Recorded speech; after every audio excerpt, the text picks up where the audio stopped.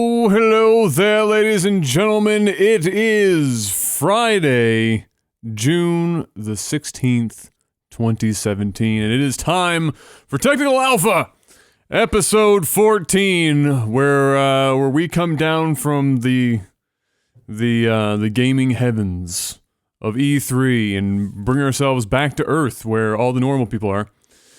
But we're not out of the woods yet. While the whole show will not be about E3 this evening, we do, of course, have to recap all of the sights and sounds. I have to say, before I change the camera over, I have to say, Panic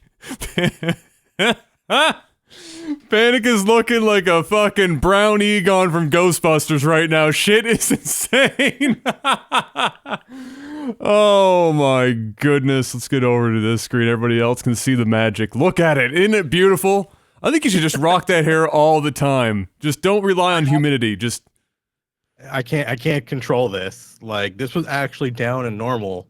And throughout the day, my boss kept going to me, "What is going on with your hair?" And I'm like, it's been like 90 for the past couple of days. It's had like a massive rainstorm, and it's just super humid, and it just poofs up. I actually tried going in the bathroom, like tamping it down, and I'm like, nothing happened in here. Like, just look at it. I think you should just keep it. I think it's magical. I think you just keep the fine. epic hair. Like, it's oh fine. Yeah. Oh no, it's have no good. control it's when it beautiful. does this. Just gotta own it. Just gotta own that shit. Mr. MaximusBlack. Hit me up with the sound of getting Skyrim ported to your toaster.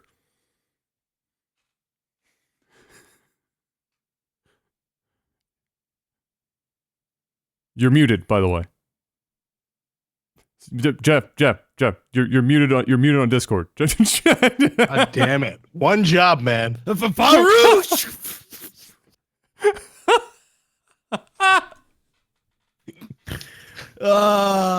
Dude, I literally woke up 5 minutes before this stream. I shit you not. Like, I have been Where did your feeling toast end like up after that, shit though? all day. My stomach has been salty as hell, and I finally fell asleep like at about, I don't know, 7:15, and I was like, I'm gonna get an hour's sleep, and my stomach's actually feeling a lot better. I don't know what the hell, but I was. Did like, you catch? Terrible today too. Did you catch the space aids from all the retro games and that 56 box friggin' loot that you brought in? It's very possible. Actually, I think what it was is I had, like, I've been eating pretty clean, like, for the last, I don't know, almost 2 months now. And, well, last week was a little bit of an off week, but it's still relatively clean. But today I had, for the first time, I had a foot long at Subway. Like, I can't eat. My stomach has shrunk, and well, you're I eating never 6 meals a day instead of 3 now, so yeah. So I didn't have my first 2 meals of the day. I was like so busy this morning, and I was so hungry. I was like, fuck it, I'll just have a foot long. I ate a foot long, and probably 20 minutes after I ate it, my stomach was like, you should not have eaten that entire foot long. And then around 5:30, I thought it was a good idea to have like breakfast for supper. So I made like some hash browns and some eggs, and I wasn't like overly hungry, but I knew I still had to eat something, and so I think I overate just today, period. And so my stomach has been salty. So that was me. So if I was a little off there with the muted, it's just I'm recovering. It's Subway coming back to get you. I had a spicy steak panini for lunch today, and I underestimated how spicy it would be. So much so that it didn't. It was supposed. I thought it had chipotle sauce, but it actually had like whole chipotle peppers in it. So like I had that like 5 hours ago, and I'm still feeling the heat down here in the stomach. So I'm like, so what you're telling me is your hair's standing on end because you blew up a bathroom and it was trying to run away. That's what you're telling me right now. One of those days today. One of those days.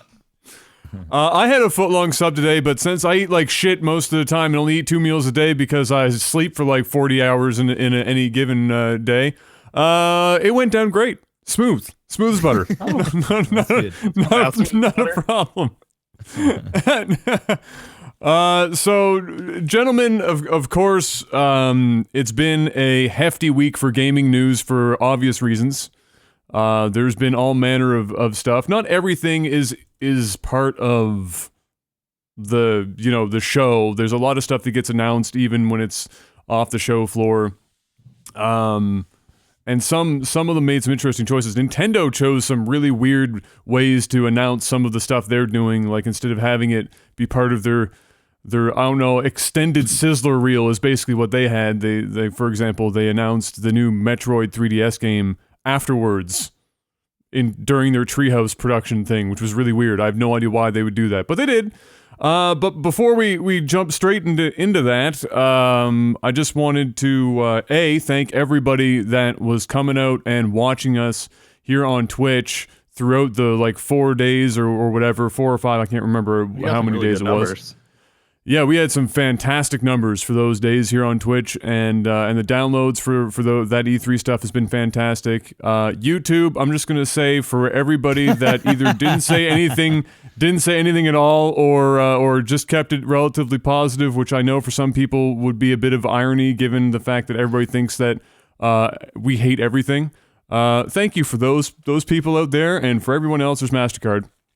For that Patreon, for that Patreon, by the way. Oh my God! Hey, look, our Patreon numbers went up. Our downloads on iTunes went up. Literally everything but YouTube came up roses. So, fuck it, whatever.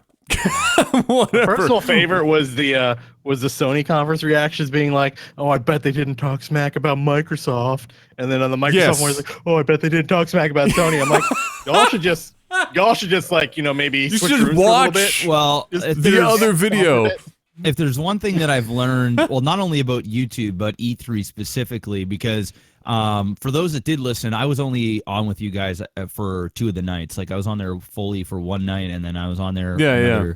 I was just ridiculously busy, and also E3 just it doesn't really interest me all that much. So I was going to the videos and just kind of watching little clips of what you guys were talking about on things that I thought, that looked interesting, and I kind of wanted to keep updated a little bit because I knew we were going to talk about E3 today.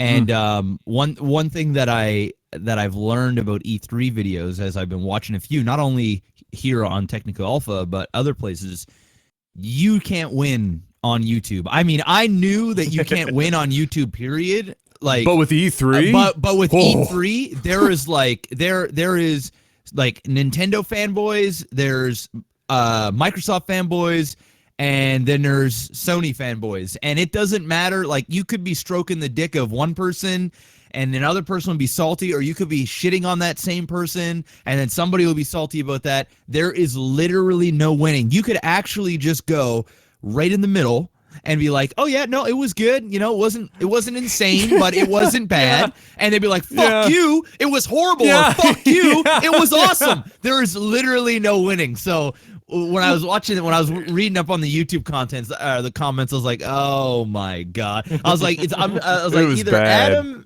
Adam and Tabin are really, really salty at this E3. We weren't even people were just salty. Period. We weren't nice. We weren't. We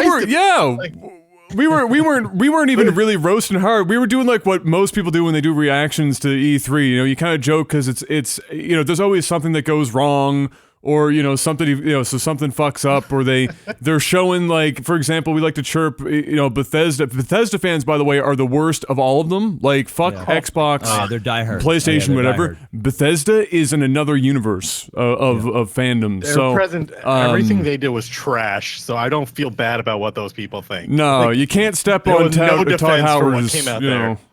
You can't step on Todd Howard's dick, even if you're wearing VR playing Skyrim. So you gotta be careful about that. But we poked fun at a lot of stuff, and obviously we're not happy with everything because, I mean, you can only get so excited about some of the stuff that they're showing because a lot of it, for example, Nintendo. Not Nintendo. We didn't do a thing for Square Enix, but Square Enix did like similar to Nintendo. They had like a trailer deal or whatever where they just played a bunch of gameplay. It was literally all of them were, I think almost all of them, like the vast majority at the very least, were trailers they had already released 2 weeks ago. Like literally nothing new. Oh, that sucks. Absolutely nothing. And people in the chat were like, "What is would you this? hold an event for this? Why are you even at E3? Just go home. If you're gonna show like the same trailers you just showed like 2 weeks ago, why are you even here? Like everybody's expecting to see, Kingdom Hearts 3 and Final Fantasy 7 remake and showing us the shit, and they were like, how about VR Final Fantasy 15 fishing? How does that sound? It sounds horrible. But let's I wanted to talk about, I know Jeff probably did a little bit of catching up through the week, just watching, like you said, bits and pieces there here and there, so I'm sure he's got some highs and lows. So Mr. Black, out of everything you saw for E3, of whatever you did take in, what was your high point in terms of what you saw? It doesn't have to be a game, it could be like anything that happened. And then what was like your biggest disappointment from E3 this year? Well, my biggest disappointment was no Final Fantasy 7. That's probably my biggest disappointment because I've been on the fence so much. Like I've always been for Final Fantasy 7 remake as long as they didn't screw it up too much. Like I'm okay even with small changes to modernize it a bit and give it some kind of a fresh, because I've played Final Fantasy 7 so many times that I won't be mad to play it again. But it would have been nice to maybe get an alternative ending or maybe even something just thrown in the mix there that's a little bit different, which we still might get. But the fact that I couldn't get any information about the game, to my knowledge anyway, I looked as much as I could on the internet and I didn't see any videos or looks at the gameplay or anything like that, so I'm going to assume that it wasn't there. I just wanted to see something, especially with the change that we just found out a couple podcasts ago, or maybe even last podcast we talked about, with the department changing and things like that. It's worrisome. So I was disappointed with that. The best thing about E3, definitely that game there. Anthem, I'm guessing. Anthem. Yeah, Anthem. Anthem, by far, for me, was the most exciting, intriguing spectacle that I have seen at an E3 in several years. It was so well done that even though it was really scripted like every other thing in E3, it didn't feel like a cheesy scripted thing. It felt finally, for the first time, it felt like there was actual purpose. Like they were excited to show it off. They were like walking you through the excitement of the experience. Exactly. It felt natural, even though it's scripted. It had little moments of like, oh no, you didn't. But at the it's a show and they want to wow people and it's of course, razzle and dazzle. Even though they did all that, it still looked incredible. And I was already going to be sold on the Xbox. That right there most certainly is going to get me in the store buying it. And, of course, the price point of the console as well wasn't bad. That's probably the best part of E3 for me. Okay. Yeah, we're actually going to talk about the price point for the console because it's amongst the three of us, we all seem to, it's like an echo chamber in here. We all seem to think that the price is fantastic. But the moment that conference... No, go ahead. There's a reason for that. So we actually do probably have to issue a correction because last podcast and during the conferences, we were all quoting the PS4 as coming in at $499. It actually comes in at $399. No, I understand, and I wasn't when I said $499. I'm talking for at least my mentality. Yeah, I know we misquoted it. I thought I was saying it was $50 more expensive, so I was off by like $50 or something. But even at $100 difference, so people were talking about immediately after that conference was Polygon, first one on it. Oh my God, the Xbox One X is dead in the water. It's $499. So we're gonna talk about why what our thoughts are on that price after we're done with the rest of this. So Panic, what was your high and your low for this E3? I thought about it a lot this week, and I'm confused. Kind of like when you see that hot chick out there, and you're not sure from a distance if she's actually hot. Yeah, or if she's actually a chick. I wasn't gonna go that far. I wasn't gonna go that far, but yeah, maybe it could be that too. It's happened to me. I'm not gonna lie to you. If you're in Thailand, it's like a 50-50 shot. You never know. I really liked Battlefront 2, just from the stuff they showed us. Anthem, Anthem, obviously, like I was saying it during the conference. Anthem looks awesome and it looks amazing. I'm just so skeptical because it looked too good. From everything I saw, so I don't know if I believe the performance. I don't know if there was something going on there. So I'm just my skepticism and cynicism was just going off, which kind of took away from it, even though it was amazing, and I'm sure it'll be good. Battlefront 2 looked like they were showing me a realistic thing. They showed us a lot of gameplay, a lot of it. There's some more stuff I want to see, but it does look like they answered a lot of the issues with the first one. And I really liked playing the first one, even though it just wasn't a deep experience. So that's kind of what did it for me. I was surprised by it too, because it's an EA game, and I've had some issues with them in the past. But Battlefront 2 for me was the high. The low for me was probably Bethesda. They showed some cool stuff, is okay, but they need to let Skyrim just go. Like, Skyrim's just got to go at this point. Like, I don't need it on my toaster. I don't need it on my car GPS. I don't need it on VR on PS4. I don't need it on a Switch. If you're gonna do something, give me a new experience. I feel like not to interrupt your train of thought here for your low point, but I feel like it's not that it's necessarily, for me anyway, it's not that it's necessarily bad that they're bringing it out on everything, but is it really necessary to showcase Skyrim at E3 for like the 1000th time? Especially when it's showing up in, I think somebody, I was asking when I was doing one of the ones by myself, how many conferences has Skyrim been in this year? And somebody said, I don't know if this is confirmed, somebody can figure that out for sure, all but one of the conferences hosted Skyrim. Skyrim is the cow for me, myself, and Irene. Jim Carrey's put like 40 bullets into it, and it's still not going down. It's still mooing. So, like... it's good. You're going to read about it in the newspaper at the end. It's still there. That sounds incredibly accurate. Yeah.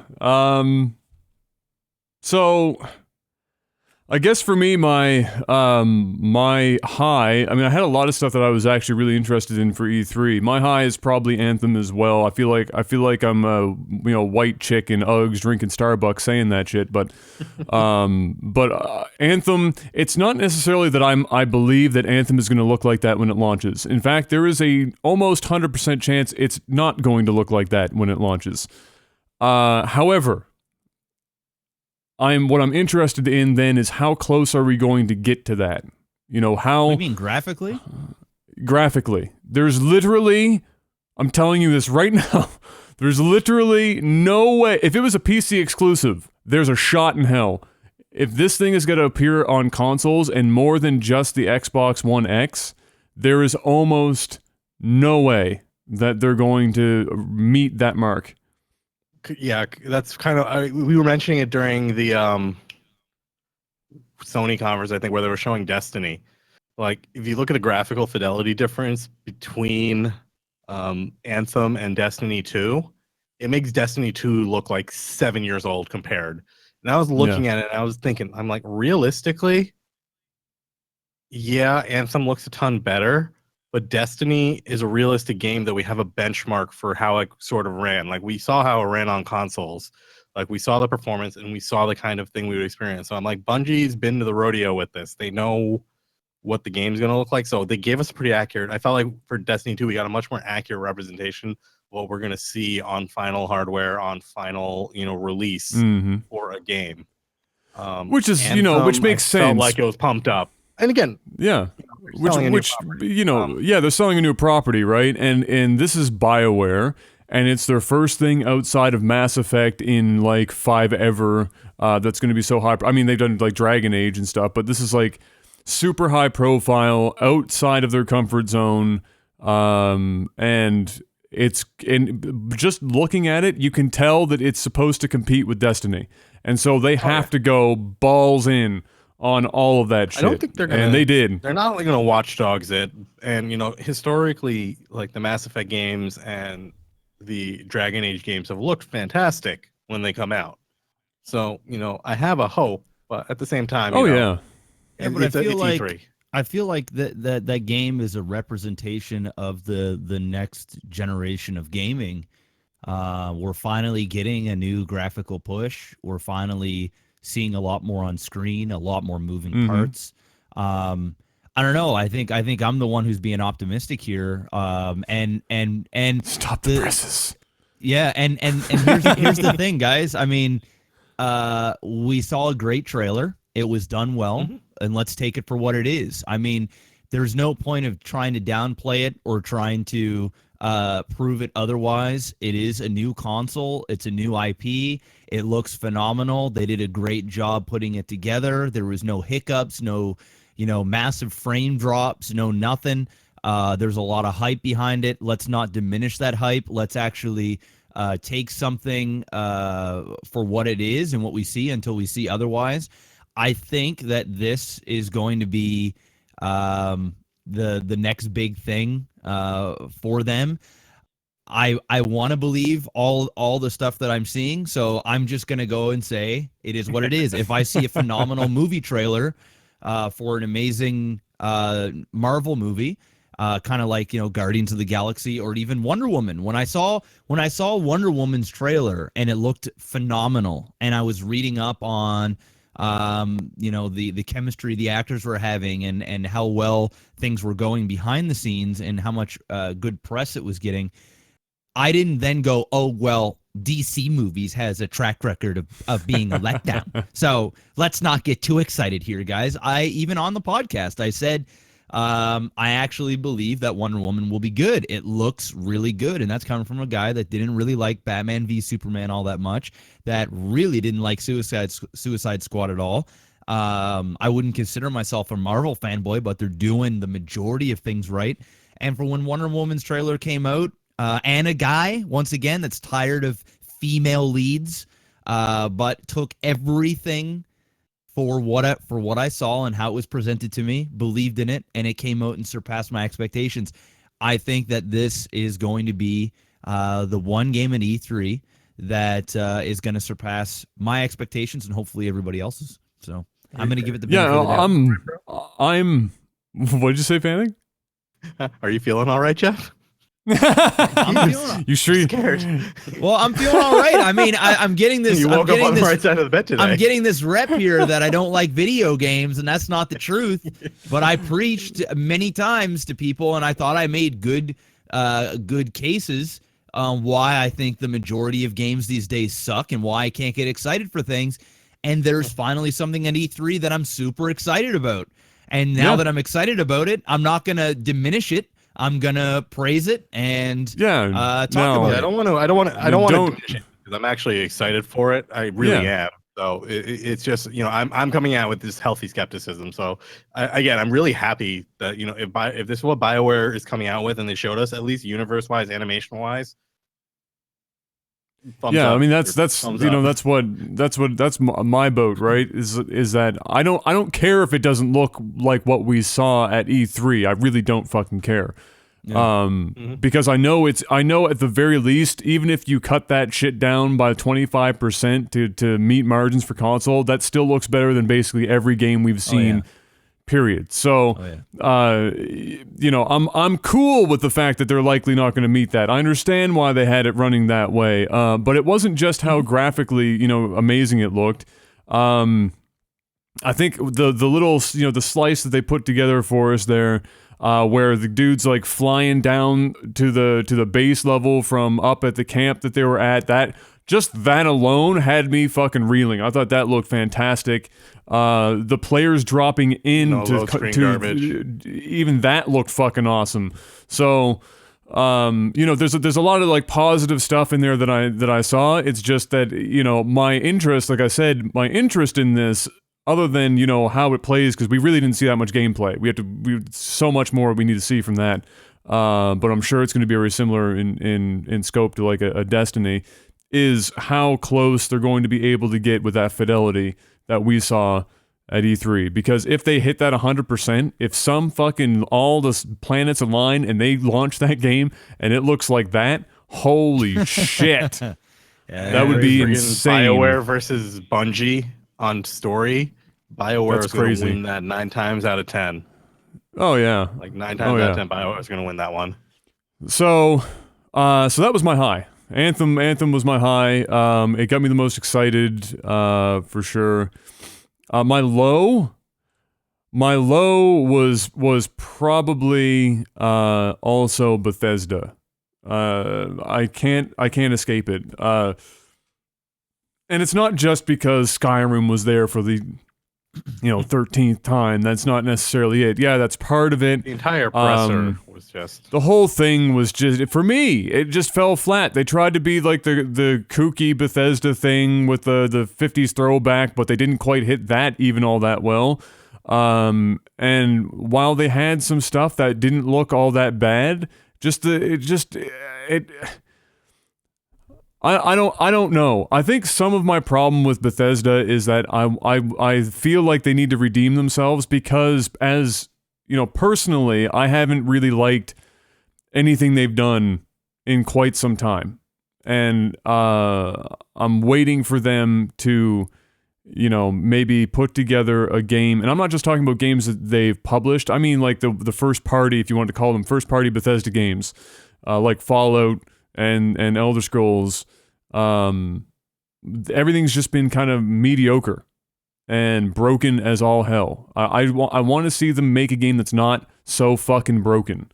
And so when they parade those same broken ass games out on stage with crutches, but this time the dude's got a VR helmet on, I'm like, well, I mean, congratulations. You took your fucking game and you made it VR. Whoop-de-doo, Basil. Congratulations, good job. But then we saw stuff like, I guess, if there was a positive there, we saw stuff like the Dishonored 2 stuff that looked really good. Because Dishonored 2 is a pretty solid game. It's not the greatest thing I've ever played, but it was certainly enjoyable, and so I'm happy they're taking that route. And it was Bethesda that was doing Wolfenstein, correct? I'm not crazy when I say that. So, Wolfenstein looked pretty damn good, at least visually speaking. The last Wolfenstein game I played, but it was good. The trailer was, but the presentation was like a complete mess. They showed what I felt like was every cut. Did you see this, Jeff? Did you see that part of the Bethesda thing, the Wolfenstein stuff? I saw the trailer. Yeah.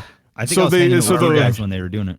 Yeah, it's quite possible, but they literally it's Wolfenstein. You shoot. You show us the guns. You show us Nazis being killed, and that's the show. You don't need to show us your epic story because honestly, we're not coming to you guys for epic story here. We're coming for shooters. It wasn't even for me. It wasn't even that. It was the fact that they literally what it felt like. I gotta stop saying literally. My God, Adam, learn to use other words. It felt like they had shown us every single cutscene that game had condensed. It was what felt like 5 to 6 minutes of straight cutscene, and then they were like, "Oh, by the way, there's totally gameplay here. Here's a reel of running around and doing the stuff that you actually wanted to see for the last 5 or 6 minutes, and we're only going to show you 45 seconds of it." Yeah. The thing is though with that trailer is I could tell that the trailer was all in the first 20-30 minutes of the game. I've watched so many trailers in my time, and they use the same movie formula because video games are essentially, they're packaging them like movies. They're packaging them, of course, more and more like that. I mean, 10 years ago, maybe even shorter than that, it was packaged about the gameplay and about the brand and stuff like that, and now video games are becoming more and more like movies or TV shows, especially since the on-demand era that we're in with Netflix and HBO, and everybody's just kind of glued to their televisions on demand. And one story. And not only that is people are just so used to consuming content like that from their own homes. Before, you had to leave and go to the movie theater to watch really good. Not really good TV. I mean, that's subjective, but I mean, to have that movie-like experience, anything on TV was always the lesser of the two. You go to the movie theater and it was like, okay, we're gonna watch this big budget fiasco, and it was great, and you'd be talking about it after the movie and all this other stuff, and you'd tell your friends you'd go see it or not. And now you kind of have that on Netflix all the time. And you can go there and watch high-quality movies or high-quality TV shows that are amazing, and you can binge watch them and get enthralled in the story from as much as you want to consume at any time. So the everyday consumer, not only that, the 15, the 16, 17-year-olds that are buying these games, the younger generation have grown up on the on-demand generation, on this on-demand way of consuming things. So they're more and more producing them like TV shows, like movies, and the games are so story-driven. I know that there are exceptions in the past where there are story-driven games, and the majority of those were the JRPGs, where you would buy games for the story, and you'd just love the characters, and you'd lose yourself in it. The majority of the games back in the day, when I say back in the day, were just all about, like what I said, gameplay and just having a good time, and that was the show. So I could tell from this Wolfenstein trailer that they're using the movie formula where they are confident in the beginning of the story, which 9 times out of 10, most movies, TV shows have a really strong start. And it's, can they hook you after the first episode? Can they hook you after the first little bit? You know, obviously the writers probably got together and came up with a really good thing, and they cut. I could tell just because not only the surroundings, the tone, the fact that the character like woke up in a spot, and then he met these other characters and they were introducing themselves, and then he was looking at all this gear and getting all geared up. I could tell that it was all being cut from the first 20, 30 minutes of gameplay. And sure, it was a lot of videos, but I'm sure the first hour of the game is going to be 40 minutes of cutscenes and walking into a room, and then another 5 minutes of a cutscene. So I don't feel like we saw the whole game at all. I just feel like we saw a good chunk of the first bit, and that's to hook you. Yeah, well, no, I don't think I was. I know I just said I needed to stop saying literally, but I didn't mean literally all of the cutscenes in the game. It felt like I did, because it was just like, here's a cutscene, into another cutscene, into another cutscene, into another cutscene, into another cutscene, into a dude running down a hallway shooting a Nazi in the face. I think that's mainly because of the editing of that was poorly done, where it felt as though you were being wrapped. It was like watching a really shitty vlogger vlog for the first time and learning. It's like the old YouTube cut. Yeah, it's like, hey man, how's YouTube thing. Oh yeah, we're doing. Okay, that's great. It's kind of like watching one of the YouTuber learn how to do jump cuts for the first time. I just think the editing on the trailer wasn't the greatest. If they would have edited a little bit more seamlessly, maybe made the cuts a little longer or whatever, or had better music to go with it, whatever the case may be, it wouldn't have felt so jarring and sporadic, which makes it feel longer and makes it just like, oh my God, when is this going to end? And it doesn't help anything. Yeah. So I guess, Bethesda, despite having a couple of okay things in there, wasn't my high point, to say the least. What about your favorite game? My favorite game? Oh, what? Oh, the I don't know if you're referencing very milky Shadow of the Colossus, or that one. Oh no. Oh, you mean ironically my favorite game. The Evil Within 2. I guess I'm alone on an island with that shit. Honest to God, you're not, like when I'm on that island with you, Adam. I'm on that island. When I say, I don't know if you saw the comments though, but it's like I was on stream when I was reading some of the comments, and there were some of them like, "Fuck Adam, he doesn't know what he's talking about. Evil Within was fucking awesome," type shit. I just like zoomed in on that comment and I played "Hello Darkness, My Old Friend" every fucking time I came across one of those comments, because it's just hurt. I don't get it. Like there are games that I don't like that other people like that I can totally understand. Like yes, I'm fucking with you on that. I understand why you love this game. I'm just not a big fan of it. That's cool. Evil Within is categorically horseshit from top to bottom. The only saving grace Evil Within had was that it had some pretty cool assets. The look of it was quite awesome. There was nothing inspired. It was pretty much all kind of like Del Toro type shit crammed into a video game, but it looked cool for the most part. It played like ass, and the last quarter of that game was going from watching or taking part in like kind of a weird crime thriller, and then all of a sudden it turned into a fucking manga for the last quarter of that game and went full anime by the very end, to the point where I couldn't make heads or tails of what the shit was happening. And then the game ended, and I remember beating it for the first time, and I was just stared blankly at my screen because I didn't know how to take in what I just watched. So when I saw the Evil Within 2 trailer, I was just, and it was like, and I think I jokingly called it the gut milk trailer because it was just basically milk everywhere, the game. Trailer everywhere.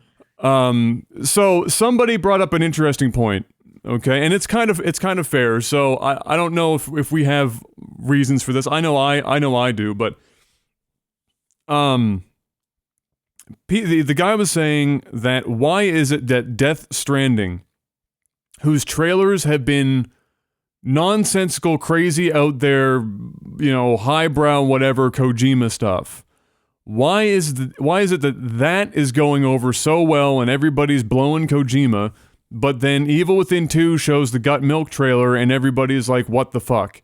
So The gut milk. So, Dude, it looked like cream, and like the dude was like swimming in it. I'm like, okay. It reminded me a lot of and the music Suicide was Squad weird with the Joker. The music and, was just weird. mhm. Yeah, it was different. There was two totally different tones to it. I think like the first half was this really weird music, and then it actually turned into better music. I don't know. I don't remember. I did watch it, but it was like it wasn't bad. It just didn't fit. Yeah. Hey man, Like, it is the what it is. music was Obviously, just- the game must have sold. Someone People thought it are did. excited It about did. it, so It by did, all means, which have fun. Exactly. I mean, Have fun. personally, I'd still, it will be forever. It's like there's the two games, okay? There's the Evil Within and the Witness, and they're two games that I think are some of the shittiest titles that I have ever fucking played in my life. Not in terms of it being broken, although the Evil Within handled like a drunk blind guy, but the Evil Within, the Witness are two games that personally I can't stand, but there are a ton of people that think it's like they're both incredible experiences, and I'll never be able to get there. And I just have to accept that fact. But I think my take on why people are all for Death Stranding or whatever else, look, Kojima has an incredible track record. And it's there's no like debating it. His track record is incredible. It's Hideo Kojima. The guy made fucking Metal Gear Solid and has been making incredible Metal Gear Solid games since before most of you idiots were even alive. So this shit's been going on for a long time now, and he's on top of that known to be an incredibly intellectual guy and a super artistic son of a bitch. And He doesn't compromise. He doesn't compromise. So you're getting this. Okay, the difference being here, okay, this is how I'm going to describe these two things. Death Stranding actually looks like a pretty in-depth, thought-provoking, artistic piece of a video game. Evil Within 2 is trying to accomplish that, but they haven't actually done anything artistic in their lives, and they're just trying to replicate somebody else doing that shit and failing at it. That's basically how it is. And on top of that, their track record is the Evil Within, which is divisive at best for having been a good game. So I think that's probably why one is getting way more praise, I guess, if you want to call it that, than the other. I wanted to talk before we move on to the Xbox pricing thing about some of the strange shit that or the things that didn't make sense at E3. The first one was, I can't remember if Jeff was there for this one. I don't know if he was, because I think it was EA. It was the first one, so I don't think Jeff was there for that one. And they had that YouTuber on the floor. You know what, man? You know what? That YouTuber guy, he's actually he's a COD player. I don't know why they said I don't know why he said YouTuber, or maybe he does YouTube. But I do believe he's a Call of Duty guy. And he's actually a really funny dude, man. I remember listening to a story he said on, I wish I could remember his name, just give him a little plug, but he said a story about him hooking up and having sex with some Tinder chick that he met, and when he went over her house, she had like, I don't know, I'm trying to do it justice.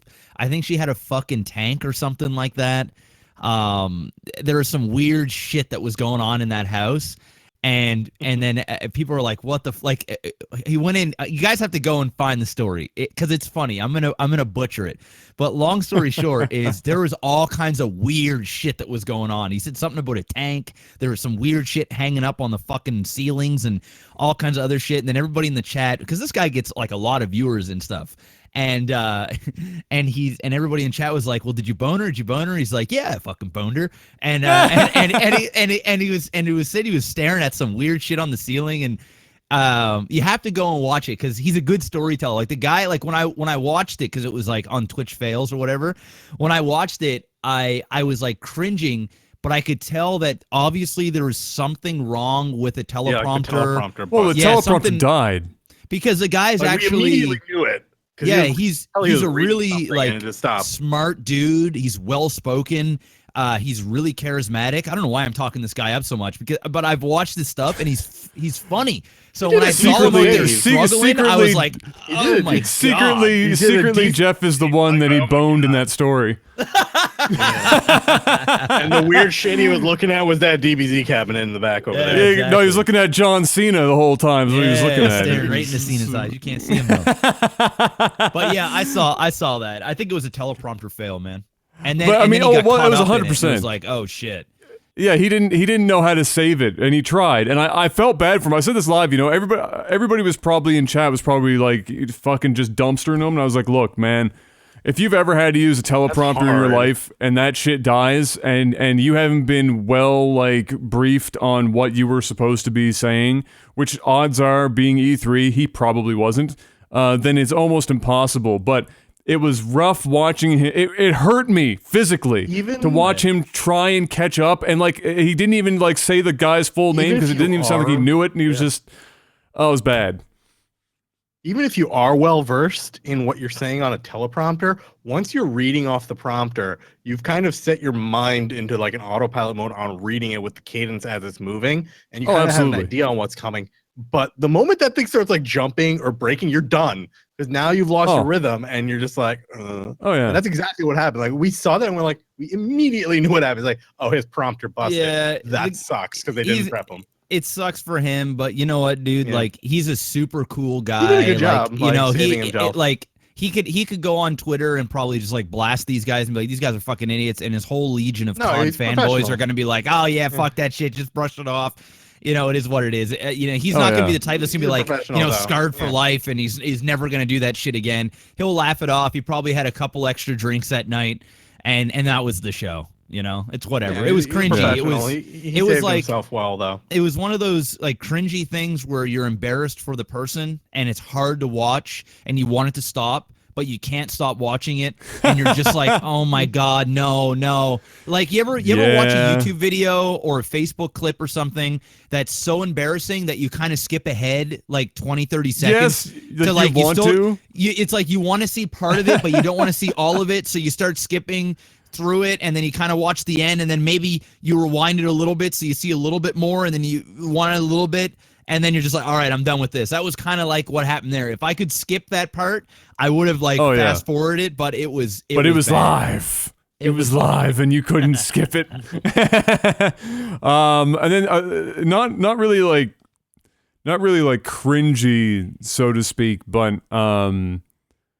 it was weird to me. Sony's conference. It was super weird to me that they ended their conference like their big. Come back out on stage. One more thing was Spider-Man. What the fuck was that about? Why, if you're bringing back Shadow of the Colossus, rebuilt from the ground up, which is going to hit, or even Uncharted, or like there's so many other things they could have hit last with that would have been big, and they go with Spoderman. Okay, the fuck was that? Okay, I watched it again. One sec, Panic. One sec. Here's the thing. The reason why that happened, not only Spider-Man looked amazing, by the way, I loved it, but it's the movie. 110%. Yeah, I know. That you literally just answered the question. It has nothing to do with Shadow of the fucking Colossus that the majority of people don't care about, even though it's an amazing game and I'm excited for it. The thing is, Homecoming comes out in like 2 weeks. So that's going to be the movie. That's gonna. But it still hurt me. Totally what it's for. Like there's no denying it. Like that's literally it. And it's not like it looked shitty. It looked amazing. I thought the Spider-Man game. I went back and looked watched incredible. it again. I was bashing it while I was going because I'm like, oh, it seemed kind of. But I went back and watched it to see the combat in more detail, and it actually was a good trailer. They showed a lot of the gameplay. They showed a lot of how the mechanics in the game work, and I'm more on board with it now after seeing it a second or third time. Oh, I was on board the first time. I'm like, I'm actually gonna buy a fucking Spider-Man game. What the hell? I don't buy. I was just surprised by the Spider-Man reveal. Yeah, I need to see more of it because my concern is watching what I saw. I know the stuff like fucking web slinging through the city is going to be fun and whatever because that's always fun in Spider-Man games. But the combat looked like the borderline brainless. It looks awesome, but I'm not doing anything pretty much the whole time type combat. It was a beat 'em up with a timed button press for pre-baked shit that happens. And so I need to see more to see just how in-depth the combat and stuff is. So I went back and looked at the older Spider-Man games because I played a bunch of them, and one of the big things in the game, and it kind of looked like it's still in this one, is you learn more moves as the game goes on, and there's different button combinations to trigger different button moves, and some of those combos can get pretty intense. So if they do maintain the older style games complexity, you do get some pretty cool fighting game style combo mechanics for like doing stuff with like multiple opponents. So it has the potential to be a really good combat system. They didn't quite demo it as much because they were only showing us the ones with the basic moves, but if they do have those higher level things, which I'm sure we'll see in some later trailers, they have the potential to have, that actually might be a system seller based on, how deep they went on the combat. And seeing it that's entirely possible. The movie, they're spending plenty of time on it. Oh yeah, because graphically it looked fucking awesome. Yeah, like the game looked fantastic. Seller. I thought I'm not seeing what you guys are seeing. It looks like Batman Arkham. The fighting looks very similar. I like the different spider traps that he was doing and different things like that. Graphically it looked incredible. Yeah, there are those like cut scenes you do like combos. I'm just not a big quick time event guy. That's I got over quick time events 10 years ago. So while it doesn't make it a bad game, like I don't want to say that makes it a bad game because it doesn't. Quick time events done properly is perfectly fine. I'm just personally not a huge quick time event fan when they lean on it for combat that much. Yeah. I mean, it's Spider-Man, dude. I mean, this we're not talking about, Shadows of Mordor or anything like that. It's fucking Spider-Man. There's going to be, parents that are going to buy their kid, their 10-year-old, 11-year-old Spider-Man. They got to make it user-friendly for younger audiences, but keep it, cool and up to date for. Are you telling me we're not going to see Spider-Man naked? Probably not. No, maybe shirtless. Well, fuck, lost my dollars. Yeah, I mean, for a Spider-Man game, I was pretty fucking wowed. It's another trailer. Well, yeah, I watched the whole thing for. I was like, I just have to watch it again, and it looked a lot better. Yeah. I understand that it's for the movie, but it was just so surreal for me to watch the guy come back out on stage and say, "But wait, there's more," and then it was a fucking Spider-Man game. It was just so surreal, so surreal. I wanted to point out one thing that's completely random, and then we're gonna move on to Microsoft. I just had to every E3 there's always a theme that you can notice. All the games tend to do something, whether it's graphically or gameplay wise or whatever. And the thing that every game I noticed, everybody is making fucking dope looking water right now. Every game I saw, literally every fucking game, the water looked 11 out of 10. Like, and they all looked like different water. Bears. Oh, and zombie bears is like an ongoing like pandemic in video games where they just can't get past the Yao Guai. You keep seeing zombie bears in every game. Which was we saw four of them. We got reamed for talking about what was it? Shit, the one Days Gone.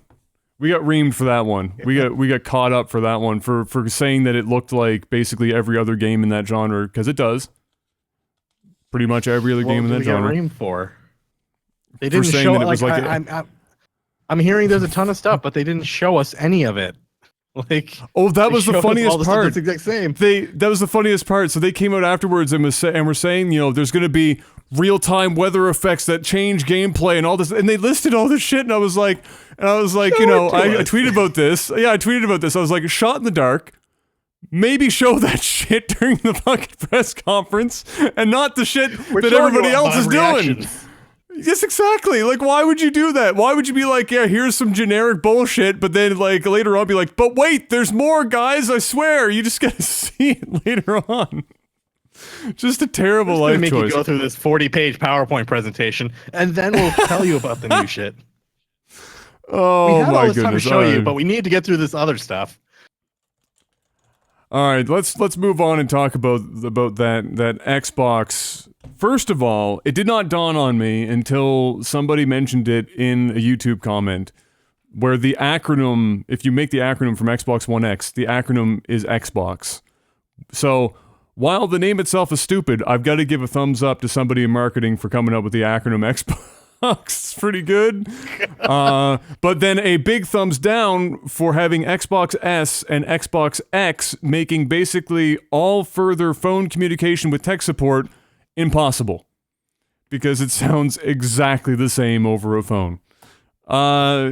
Boys, we all seem to think that $4.99 is a pretty good price for what the box that they're putting out. If I remember correctly, I don't think any one of us, when they announced that price, all of us gave a little golf clap, little testicle sound to that price. So I was personally surprised when I saw how much people were talking about that is way too much money for the console. So I know we didn't talk about it too much other than to give it that little golf clap. So knowing that apparently a bunch of people are quite concerned about that price, I wanted to just have a chat about what our thoughts were about the price. We're in the same industry where people complain about pay to win and free to play. All right, Adam. I actually I have a pretty good explanation why I think that happened.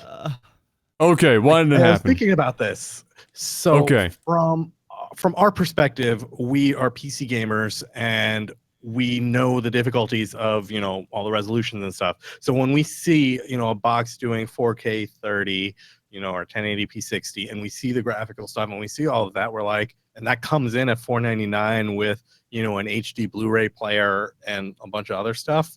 We're thinking that's pretty impressive that they were able to get a box that can do 4K 30 for $500. But from a console side of things, they're used to things being like $299, $399, you know, $449 for like the ultra premium stuff. And then they're coming in and they're saying, oh, the Xbox One X base edition that's coming out is $499. Really? Like, that's a lot.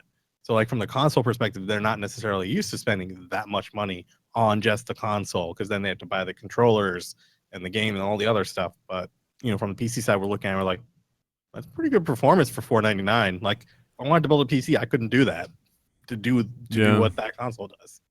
So I think it's we're coming at it from different reference points. Yeah, I also think, as a PC gamer, we're used to spending $1,000 on a graphics card. So you know, for us, it's whatever. But also, what it is there's a lot of people out there that are lazy and they don't work and they don't make that much money, and so and we also live. I'm gonna sound like an old fucking those damn millennials, but the problem is, they're getting spoiled with all this free-to-play crap and all this other things that people are just it'll in probably 10 years it'll be like, why aren't the consoles for free? There's a different mentality. Also, as time goes on, there's inflation. Things just become more expensive over time. And not only that, you hit the nail on the head. I think there's a lot of hardware in there. There's a lot, and when you want to do these big graphical jumps and these big processors, and you want 4K this, 4K that, you got to pay for it. The shit isn't cheap. So, and the thing is, a lot of gamers are just getting cheaper and cheaper out there. And I'm not saying that because, I can afford to go and buy a $499 Xbox or whatever the case, or a PlayStation. Sure, I can. But the thing is a lot of people just don't want to spend that kind of money because they're cheap. They're fucking cheap, man. That's what it is. That's what I believe anyway. Yeah. Well, I mean, here's the thing. So, okay, so PS4 Pro, $399. The Xbox One X, $499. So there's this $100 discrepancy between the two. And so we're talking about $100. In a similar vein to when we were discussing the 2DS, 3DS pricing, and the question was, is $50 really all that much? In handheld and console market, it's, $50 or $100 is pretty substantial, right? Because it represents a controller or a game or whatever else that they could be buying with that money. McDonald's, I don't know, but they see that $100 and it's a pretty big gap. I guess the thing is that Microsoft is positioning this thing. They're not going out, like, from what I've read, the interviews that have come up from this pricing thing, and Phil Spencer's had to go through the gauntlet answering all these questions and all these interviews. I'm with Phil on this one. Yeah. He's saying, look, guys, we're not targeting every single console gamer out there with this Xbox One X. That's why we they are have the One targeting S. people. Exactly. They have the Xbox One S. If you don't want all the stuff that we're going to provide over here, then you're still going to get all the same games in the other console. Just go buy the other console. And the Xbox One S has been selling phenomenally well for them, especially comparatively speaking to the original Xbox. And I imagine a large part of that is because it's got a 4K Blu-ray player in it. Which $150 on its own. Again, here's the thing. The Xbox One X versus the PS4 Pro. The Xbox One X has a 4K Blu-ray player in it. The PS4 Pro, for reasons that I will never understand, much like with the games we talked about earlier and people liking them, I will never understand how Sony came to the conclusion to not put it in there. The only conclusion, of course, would be because they didn't want to raise the price of the console beyond whatever they had it at, despite the fact it's their own proprietary hardware and they can probably get it cheaper than virtually everybody else on the planet. The Xbox, regardless, has that. That by itself adds a good chunk of value for anybody buying it. And what's more, the Xbox One X is demonstrably faster as a game console in terms of fidelity that it can provide than the PS4 Pro. So the $100 is not like Xbox just woke up and said, we're going to make the same box as PlayStation and slap $100 higher price tag on it. There's some pretty reasonable reasons for why it would be $100 more. Now, Dude, again, it's $100. It's not the end of the fucking world. And if you can't afford an extra $100 on your premium Xbox, then go and fucking work and make $100, you cheap fuck. Listen, it's the new Xbox. The new Xbox is like going to a dealership and buying a car. And say you want to go and you're going to go and buy a BMW. All right, you're going in, you're going to buy the 328i. And in this 328i, there's the base model, and you're going to pay $40,000 for this car. And you have an option to go in and tick a box that'll give you better sound, nicer interior, a free oil change, and it only costs you $1,000. Now, $1,000 for all of that value on top of the $40,000 that you're already spending, it's a no-brainer. You tick that box every single time. If it's that big if $100 is going to make or break that decision, you need to reconsider buying an Xbox in the first place. Because if $100 is going to break you, you need to go and work. You need to save up some more money, and you shouldn't be buying a fucking Xbox in the first place because you have Shouldn't they already have the? It's $100. They already have the 4K. Shouldn't they already have the 4K TV?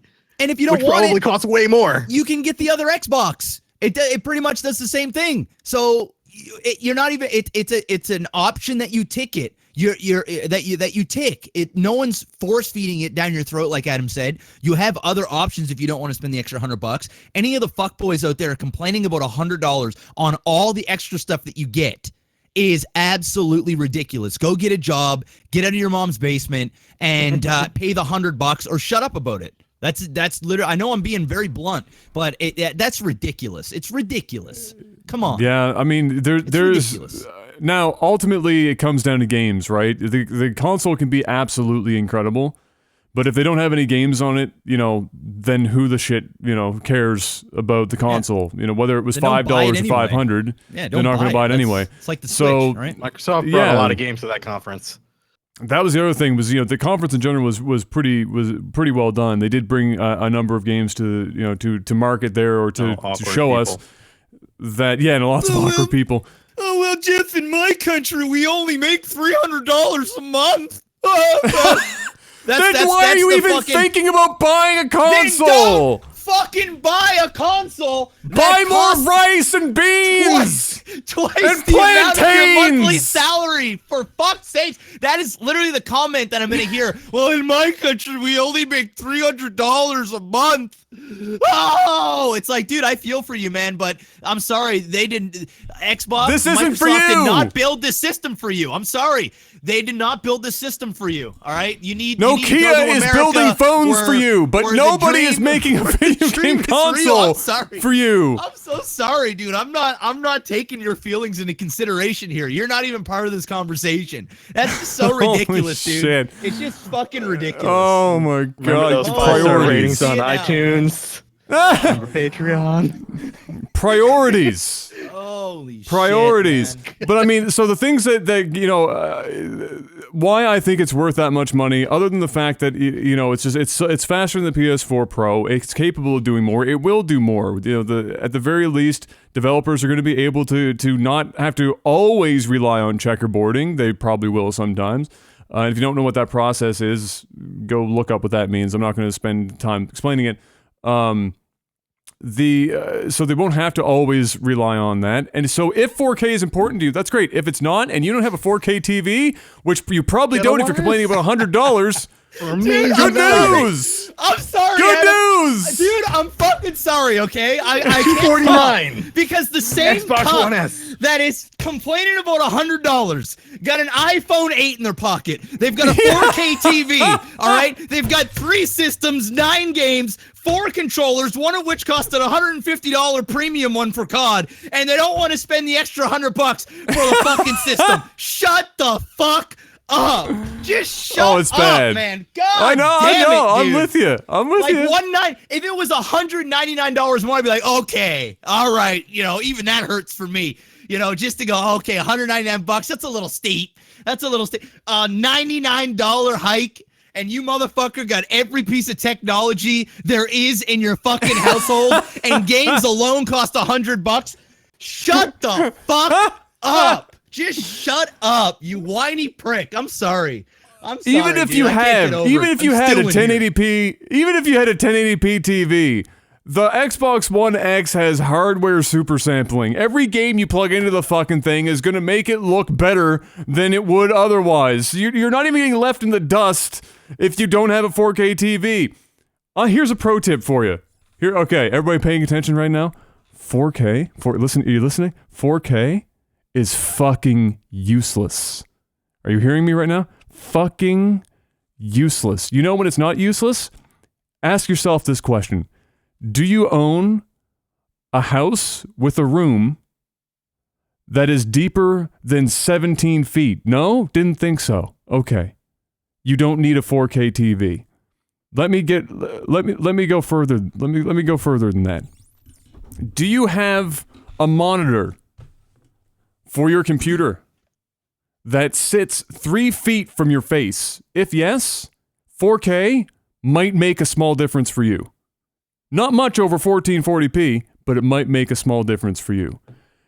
In the world of 4K, it is the biggest bunch of fucking whatever. HDR, thumbs up. 4K, fuck you. I don't know why we had to, in the world of TV and everything else, we felt it necessary to skip 1440p, which would have been way, way better for everybody. We had to go to 4K for whatever reason. Well, and now these 1440p poor console just- makers... It sounds stupid, though. It just sounds stupid. 4K Well, sounds well, so much first of better. all, 4K isn't even the fucking godforsaken resolution. It's 2160p for fuck's sake. They've gone from using the vertical measurement to the horizontal one just so that they could say 4K for God's sake. It's not even. Then it'd be 2560 in that case, like 2.5K. I guess Well, we 4K got was it, just for Adam. marketing. We We got got it, it, Adam. We and you got know it. why The that whole world sucks? is on 4K. You know We got why it. that sucks? Because now we got console manufacturers trying to cram 4K fucking resolution into a box that costs $4.99 or less. Anybody that has a brain in their head that knows anything about graphics, period, for games, and you have to put in front of somebody, I need a mass producible one-off, or like, not one-off is the opposite of that, a mass producible box that can do 4K gaming at 30 FPS or higher, and I need you to do it for $399 US.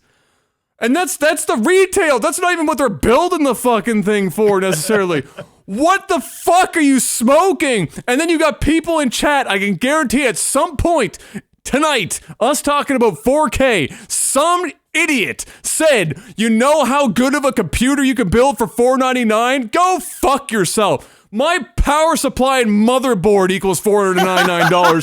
If you think, That's the if you truth, think, if you think that you're gonna build a 4K PC without literally hitting up the black market Ain't and nobody building that trading box. graphics cards for livers, you are not getting a $499 before tax PC that's 4K, let alone one that includes an operating system and a monitor and a mouse and a keyboard, because as we all know, when you get the console, you at least get the fucking controller, and every fucking person that's buying a console, maybe save 3 people, own a TV. So fuck you. You are not gonna get I'll tell 4K you for really that much feel. money on the PC. Period. Mic drop. We're gonna go on break for that sellout. Yo, speaking of sellout, we are Hit us up. officially $69 away from the $5,000 stretch goal on Patreon. I believe that it could actually happen by the end of the stream. I actually believe we are quite literally $69 away from that stretch goal, which I think we're going to do the movie stuff instead of the extra tech support. So if we hit the 5K, we are going to start to do a monthly movie where we watch a movie together. We record our audio. You'll be able to sync it up, and we'll be able to give you commentary or just kind of talk about it. I'm going to be honest. I'm the type of guy that doesn't like too much talking during my movies. So we'll see how this goes. I'm going to be the guy that's Well, like, I don't think we're gonna be sitting there talking the whole time. It'll be like the E3 shit, where like every 5 minutes we're like, that guy's got a small dick. I don't know. It'll be something stupid like that. I don't think it's gonna be us Pretty going, much Mystery Science Theater yes. type thing. Look at the cinematography of the scene is always fantastic. Let's pause it and talk about it. Like, no, that's not let's gonna watch happen. it in So, 4K, boys. Let's watch it in Let's 4K. watch it in 4K. I'll downscale it to my 1080p TV. Yeah, all right. Well, ladies and gentlemen, I just can't get over people and their PC. Every time you mention a price, it's like, you know how good of a PC that you could build for that? I've got a 4K TV in here too, but it's not even running 4K. It's still running 1080p. You know why? Because the consoles do better pushing 1080 than they do 4K. So I haven't even used the full 4K functionality of that TV. Yeah, we're gonna go to break. We're gonna sell out for a short while, and then we will be back with more of whatever this is, because I don't know what exactly it is, but more of whatever this is. What are we talking about after break?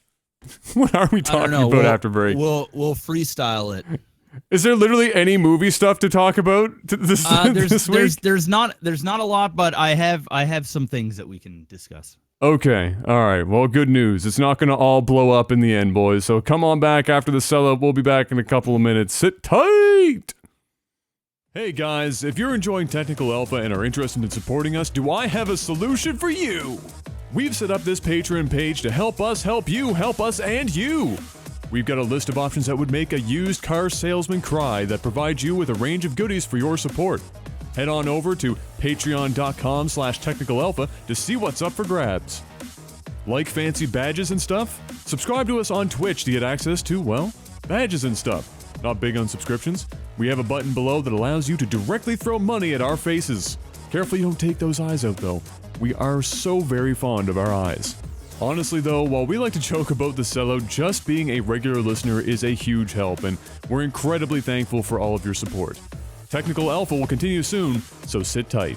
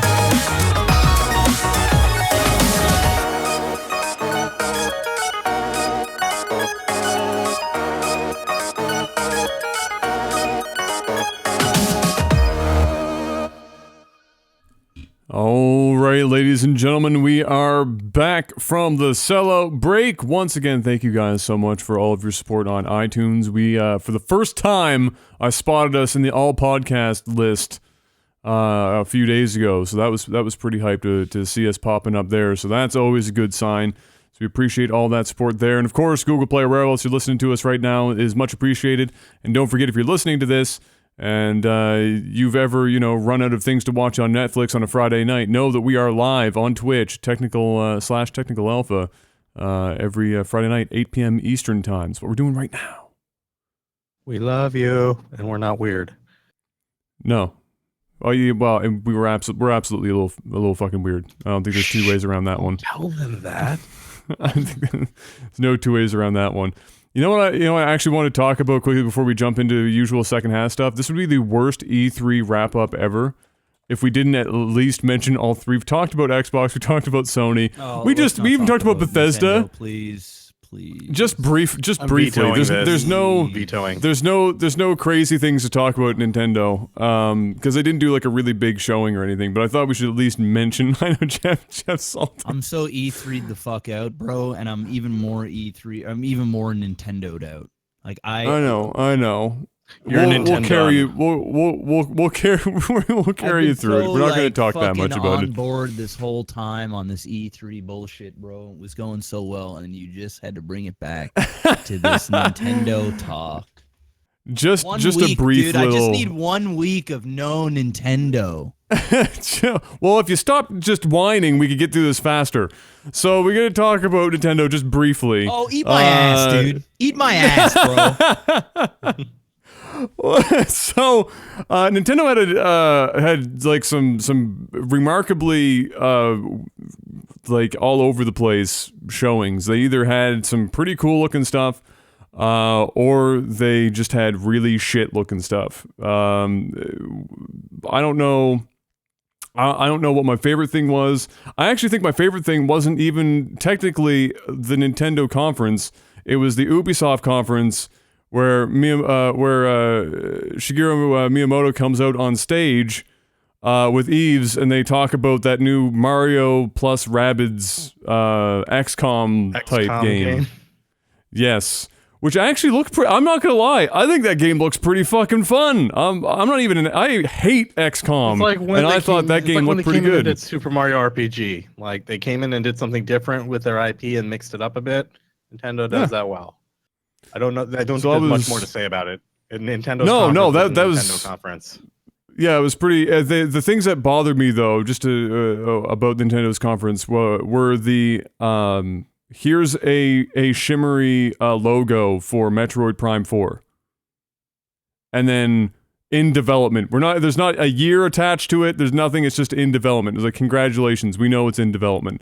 Then they did the same thing with saying there was a mainline Pokemon game being developed for the Switch. Just hey, it's in development. Really good. And those were like the big things. Everything else was kind of just whatever. And then the strangest thing, like I said earlier, was when they waited until not the thing that they actually would have been considered a conference, but when they announced the Metroid Prime 3DS game during Treehouse, and that game looks awesome. I don't know if you saw that, Panic, the Metroid game for it. It's like a redo of Metroid 2, I think they said, sort of. So I don't know. I'm kind of moving into Jeff's camp right now because every time, the more we talk about you Nintendo, guys are a bunch of fucking. All right, get fine. This, like, pain in You my eye right bunch here. of Don't fucking pussies. Then let's talk about something. Now, what do you guys want to talk about? Holding hands and singing fucking Kumbaya? What do you want to talk about? Hit me up. What you got? I don't want to What's talk happening about in movies, Jeff? Treehouse and fucking What's- a Metroid sign. Because there's nothing to What's talk about. talking? What's Let's talk about- happening in movies? Let's actually. What do you got? Let's talk about some real life shit. All right. Let's talk about some Okay. good ass. Let's talk about that Floyd Mayweather Conor McGregor fight that's going down August 26th. You know what's going to happen? Arena in Las Vegas. We already Nevada. talked. Let's talk We had about like an that. hour segment already about this before.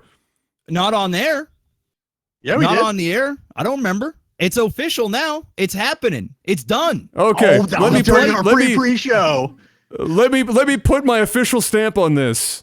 If you guys want to make money and you're not one of those people that are scared to spend $100 extra on an Xbox One X, take that extra $100 that you would spend on an Xbox One X, put it on McGregor knocking out Mayweather in the first round, and then just don't give a fuck. Because if he's gonna win, it's gonna be the first round, and it's gonna be a Christmas miracle, fucking on the face, out of nowhere, against the greatest defensive boxer of all time. Smash him in the face, knock his ass to the ground. That's it. That's all you've got. Don't fucking bet on anything else, and then watch the shit show unfold, and just know that no matter what, McGregor wins 125% of the time. He's going to get paid 16 lifetimes worth of money in that one fight. No matter what, he wins. Mayweather at least has to have a 0.01% chance of being afraid that he gets knocked the fuck out in this fight. That is literally it. Otherwise, Mayweather goes in, embarrasses the fucking McGregor. McGregor doesn't care because he gets paid $4.5 billion. Everybody goes home, and it's the fucking show. That's it. That's the fight. That about sums That's it all up it in my is. book. That's literally that entire fight. Yeah, Like, I'm excited that it's happening. It's crazy, but I mean, what's going to happen? You either get the hypest knockout of all time, literally the most out of left field, couldn't be any crazier. Conor McGregor catches him and fucking knocks him out, and the whole world implodes. Mayweather will literally overdose on some random fucking drug that very night if he gets knocked the fuck out. Guaranteed, he will not show his face again, and then that will be the end of the boxing world. McGregor wins. Boxing's Jeff- fucking toasted. Jeff, are you coming to Vegas for that one? I'm waiting to see how much the tickets are going to be. So if the tickets are affordable, which I'm thinking probably for upper lower bowl, lower upper bowl is probably going to be around $1,000, I would imagine. Maybe a bit more for the upper lower bowl. I'm not sure. If it was at the MGM, it would probably be more expensive because it's a smaller arena. But now they're using the big arena, more seats. They're going to want to fill it. There's going to be I mean, the amount of celebrities that'll be in the building that night will just be unexplainable. Ridiculous. It's going to be the biggest fight of all time ever in any combat sport ever. Like bigger than sport. Ali, Frazier. Well, whether it's MMA, boxing, Olympics, whatever. It's going to be the amount of eyes and press that's going to be on that is going to be insane. The build up, the lead up to it, the trash talking is going to be so good. Watching Mayweather, the king of trash talk, and then seeing Conor, who is now the god of trash talk, who really kind of emulates Mayweather and what he's done in terms of flashing money, the shit talking, being a great promoter, starting his own McGregor promotions. Mayweather obviously got the Mayweather promotions. Conor's taken a lot out of Mayweather's playbook, and the fact that Conor is probably going to make $100 million off this fight, and Mayweather can make up to $400 million on this fight. It's exciting. It's a circus for the boxing fans out there, like the purists. It's a disgrace. It's a clown show.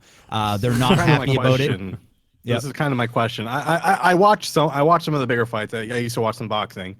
What makes this fight like the biggest fight of the fight of the century or fight of all time compared to, say, the Ali fights or some of the other legendary fights? Like, what makes this one so much bigger than all the other ones? Because those ones went down in the history books. Yeah, of course, they'll always be there. Yeah, and they'll always go down in the history books. The thing is it's a combination of things. Fighting back then, it was a spectacle for sure. You watch Ali fight, it was a spectacle. But now everything is so big with social media, the followings, the fact that Conor McGregor is the most recognizable fighter on the planet, essentially, worldwide, and Mayweather is 49-0, who has tied the all-time record of being undefeated. If he beats McGregor, he'll become 50-0. He'll hold the best record. He'll break all the records. The fact that Mayweather is, everybody loves or hates Mayweather. Everybody wants to see him lose. And the fact that McGregor puts people to sleep with his left hand, and there's a small inkling of a chance. I mean, almost no chance that he'll catch Mayweather. But if he does, the reason why this is so big is because it is MMA versus boxing. MMA has taken over in terms of the pay-per-view numbers, beyond some of Mayweather stuff. Like, Mayweather Pacquiao did really well, obviously. There's some other pay-per-views that do well, but McGregor's selling 1.2 million pay-per-views, and he's just a megastar. So the fact that MMA has eclipsed boxing, and there's so much hate on who is better, it's boxing versus MMA here. If McGregor goes out there, purists hate this fight because if Mayweather wins, he goes 50-0 and beats the boxing records, because they don't see this as a pure fight. Yeah, well, a lot of purists hate it because, and for good reason. I mean, not only is he going to break the record, he's going to break the record by fighting Conor McGregor, who isn't even a boxer. He's an MMA fighter who is skilled with his hands, and he can sleep people. Counting that as a valid fight for that? Yes. Though? Oh yeah, it's a professional fight. He's got his license. It's a real fight. It's sanctioned. It's sanctioned. It's everything. By both organizations, pretty much. Yeah. Well, UFC has nothing to do with it. UFC basically is allowing Conor to fight because they have rights to his brand. And so they're going to get a big chunk of money, but they're not part of the promotion. The reason why the purists are so upset is because not only is he going to break the record fighting Conor McGregor, but there's a lot of boxers out there much more talented that would kill for a chance to fight Mayweather, not only for the purse, but for the opportunity to fight the best defensive boxer of all time. It's a caliber thing. It's kind of like you going into your work tomorrow, right? And say you've been there for years and you're really, really good at your job, and then you've got some fuckboy that comes in that knows nothing about your stuff, but so happens that he's boning like the CEO, and they just decided that he's now going to take over your position or he's going to be your boss. You're not going to be happy about that. So it's more of a thing where he doesn't deserve to be there. He doesn't deserve to have the spotlight. It's a big spit in the face, but a lot of boxers are going, hey man, there's so much money on the line to have these megastars fighting that most of the boxers aren't even upset about it. It's the purist fans that are upset about it, because a lot of the purists out there are like, yo, boxing is more technical, even though it is technical, but there's so many more things you got to learn in MMA. It's the sweet science. It is the sweet science. But a lot of people are upset because he doesn't deserve to be there. But everybody's making so much money, and it's the biggest fight of all time. Like the title runs. That it is what it is. I'm excited for it. It's going to be an amazing event to like hang out with your friends, watch it as a circus. And if for some reason Conor McGregor can pull it off and he hits him with a left, and like Adam said, it has to happen early. I don't think it's going to happen the first round. If it does happen, it'll probably likely have to happen in the first three. But because McGregor's just way over his head. He's doing it for the money. Everybody's doing it for the money. Run out of steam after 3 rounds. Oh, it's going to be crazy. But if he can knock him out, not only will Conor McGregor give Mayweather his first loss. He won't beat the record. He'll get the biggest payday of his life. He'll probably never go back to the UFC. He'll box again, probably a rematch, make another bajillion dollars. And not only that, it'll be the rematch of the century. He will kill boxing in one punch. I mean, if a guy from MMA comes over to boxing and does what all the biggest boxers ever couldn't do to Mayweather in those weight classes and in this era, and he comes in and he cleans him out and knocks him out. Oh my God. One left hook that'll be the end of the discussion. I mean, MMA at that point will have totally eclipsed boxing, and it would be the death of boxing as we know it. So really, really excited. It's crazy that it's happening, but I truly believe that Mayweather, I mean, he's way more technical. He's been a boxer since he could throw a punch, and it's going to be GG. He's going to get fucking wrecked in there. He's going to get schooled. It's going to be embarrassing. McGregor probably won't make it to the 8th round. I think if he makes it past 8 rounds, that's a victory for him. And like what Adam said, it's a win-win-win-win-win for McGregor, and Mayweather has so much to lose if for some reason he gets clipped. But Mayweather, he doesn't get hit ever. I mean, there's way better boxers, bigger, stronger, faster boxers than Conor McGregor that Mayweather has fought in the past, and they all couldn't do it. So there's no way that Conor's going to do it. But in that off chance, put money on Conor McGregor and get a big payday. If for somehow he wins, like Adam said, put $100 on him. I mean, what's the worst going to happen? You're going to lose $100, but the odds are going to be so astronomical that it's almost you're almost dumb not to put some kind of money on that fight.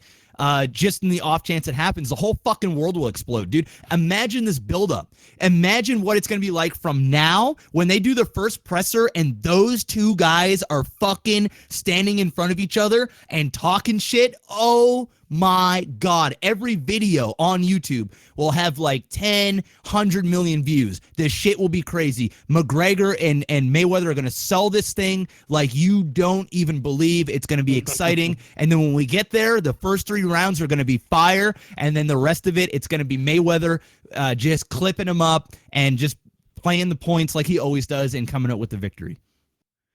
So, Jeff, would you fight Mayweather for the price that Conor's getting paid? Dude, I'd fight Mayweather for $1 million. With no training. I would go in for $1 million. I would fight Mayweather. Like I'd get my ass whooped for $1 million, 100%. I mean, what's the worst he's gonna do? Knock me out?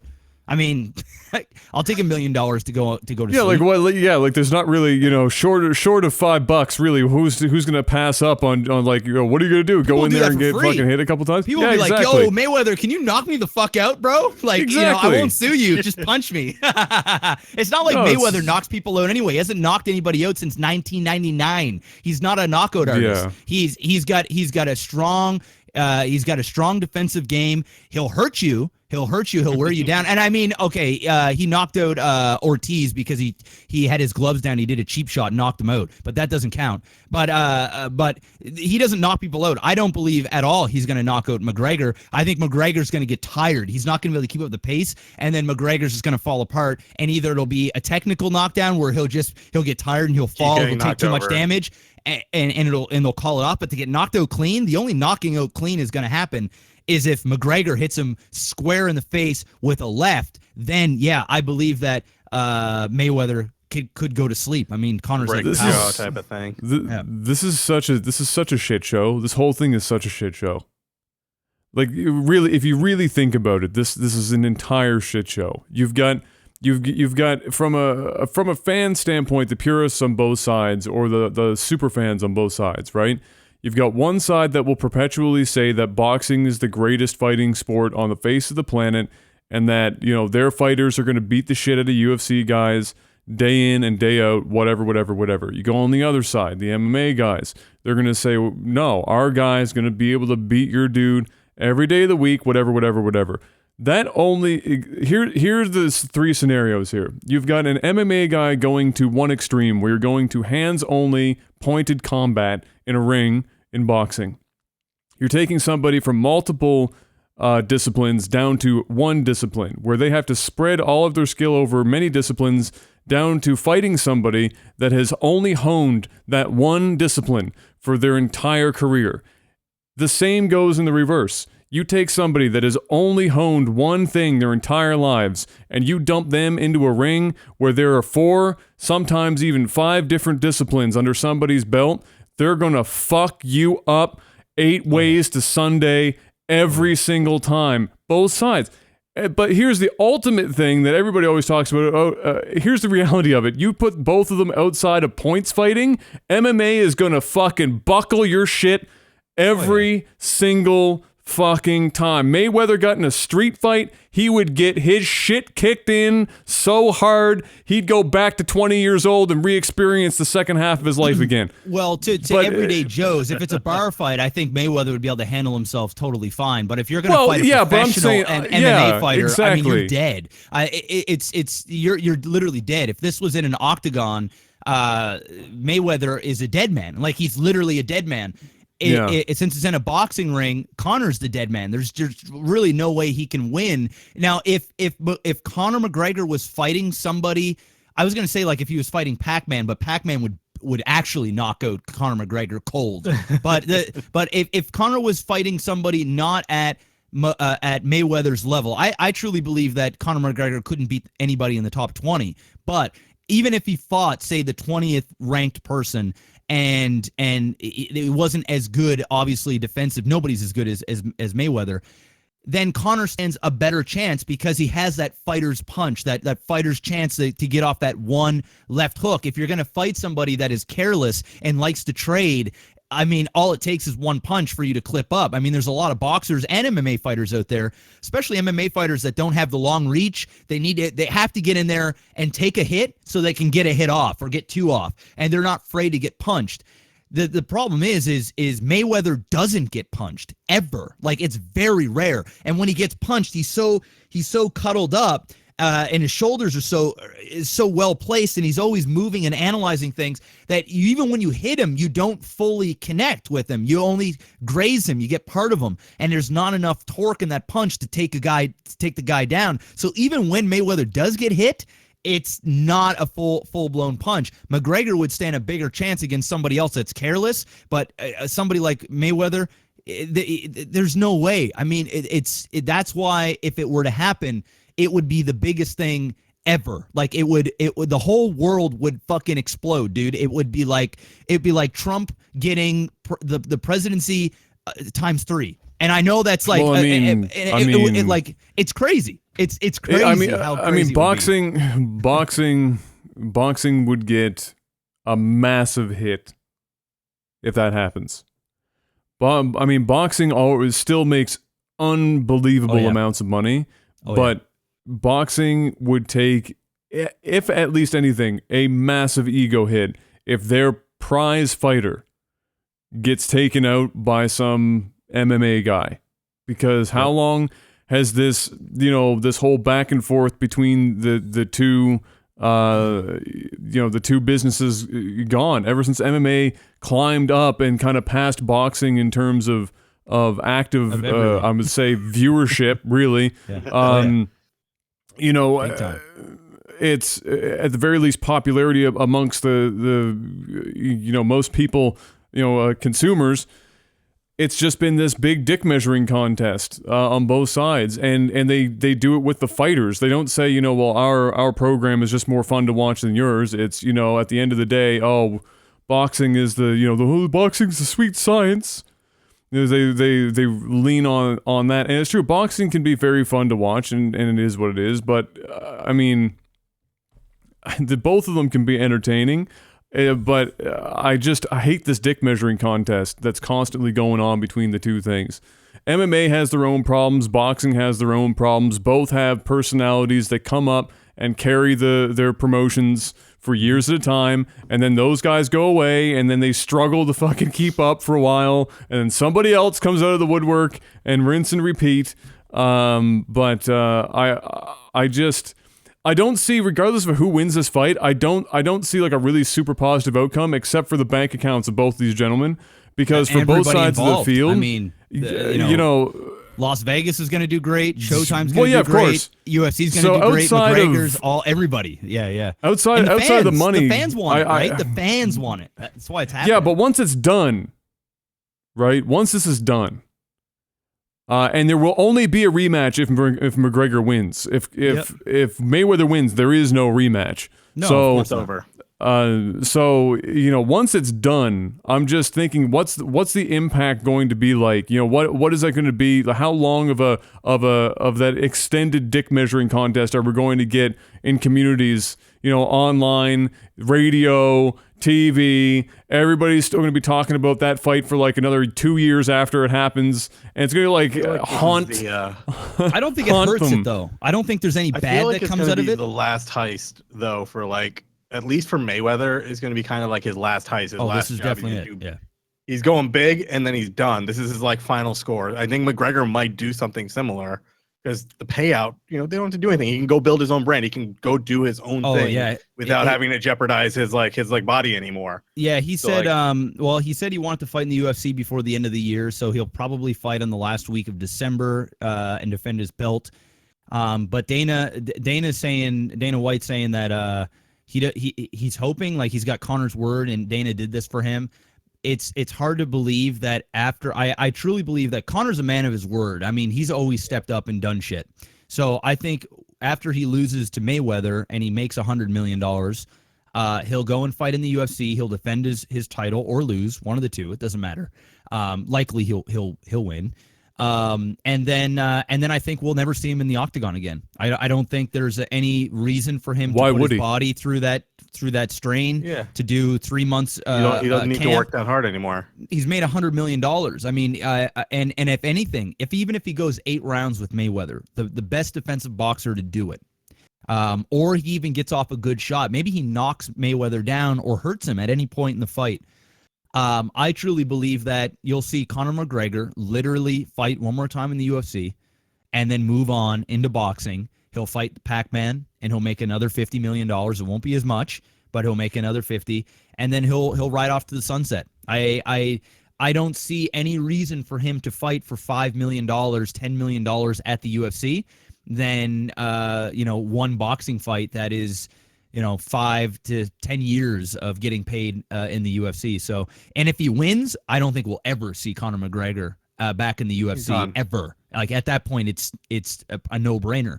Unless he's just at that point a fucking god, and at that point he doesn't even fight for money, because McGregor's all about the money. But when you get mega rich like that, maybe he just goes, you know what, I don't care. Now I'm just gonna fight for whatever, right? But I can't see somebody fighting for charity. There's no way at that point, being the biggest person in combat sports on the planet, fighting for $5 million or $10 million. It just doesn't make sense. Like, even if you're friends with Dana, the house, the robot, and everything. The only way at that point is if UFC gives him a stake in the company and says, okay, you fight for us, we're going to pay you the $20 million a fight, but you also own 5% of the UFC brand, and then I can see him actively fighting, a lot of money because then he's going to get more of that back end money and that long term cash that'll be able to spread to his family tree forever, opposed to then just being a prize fighter. That's the only way. I thought this was kind of the thing that I was talking about when we originally talked about this in our precast test thing, where we had talked about this whole thing was, McGregor, when McGregor does this and he makes all this money, he just decides he doesn't want to fight anymore. What does the UFC do?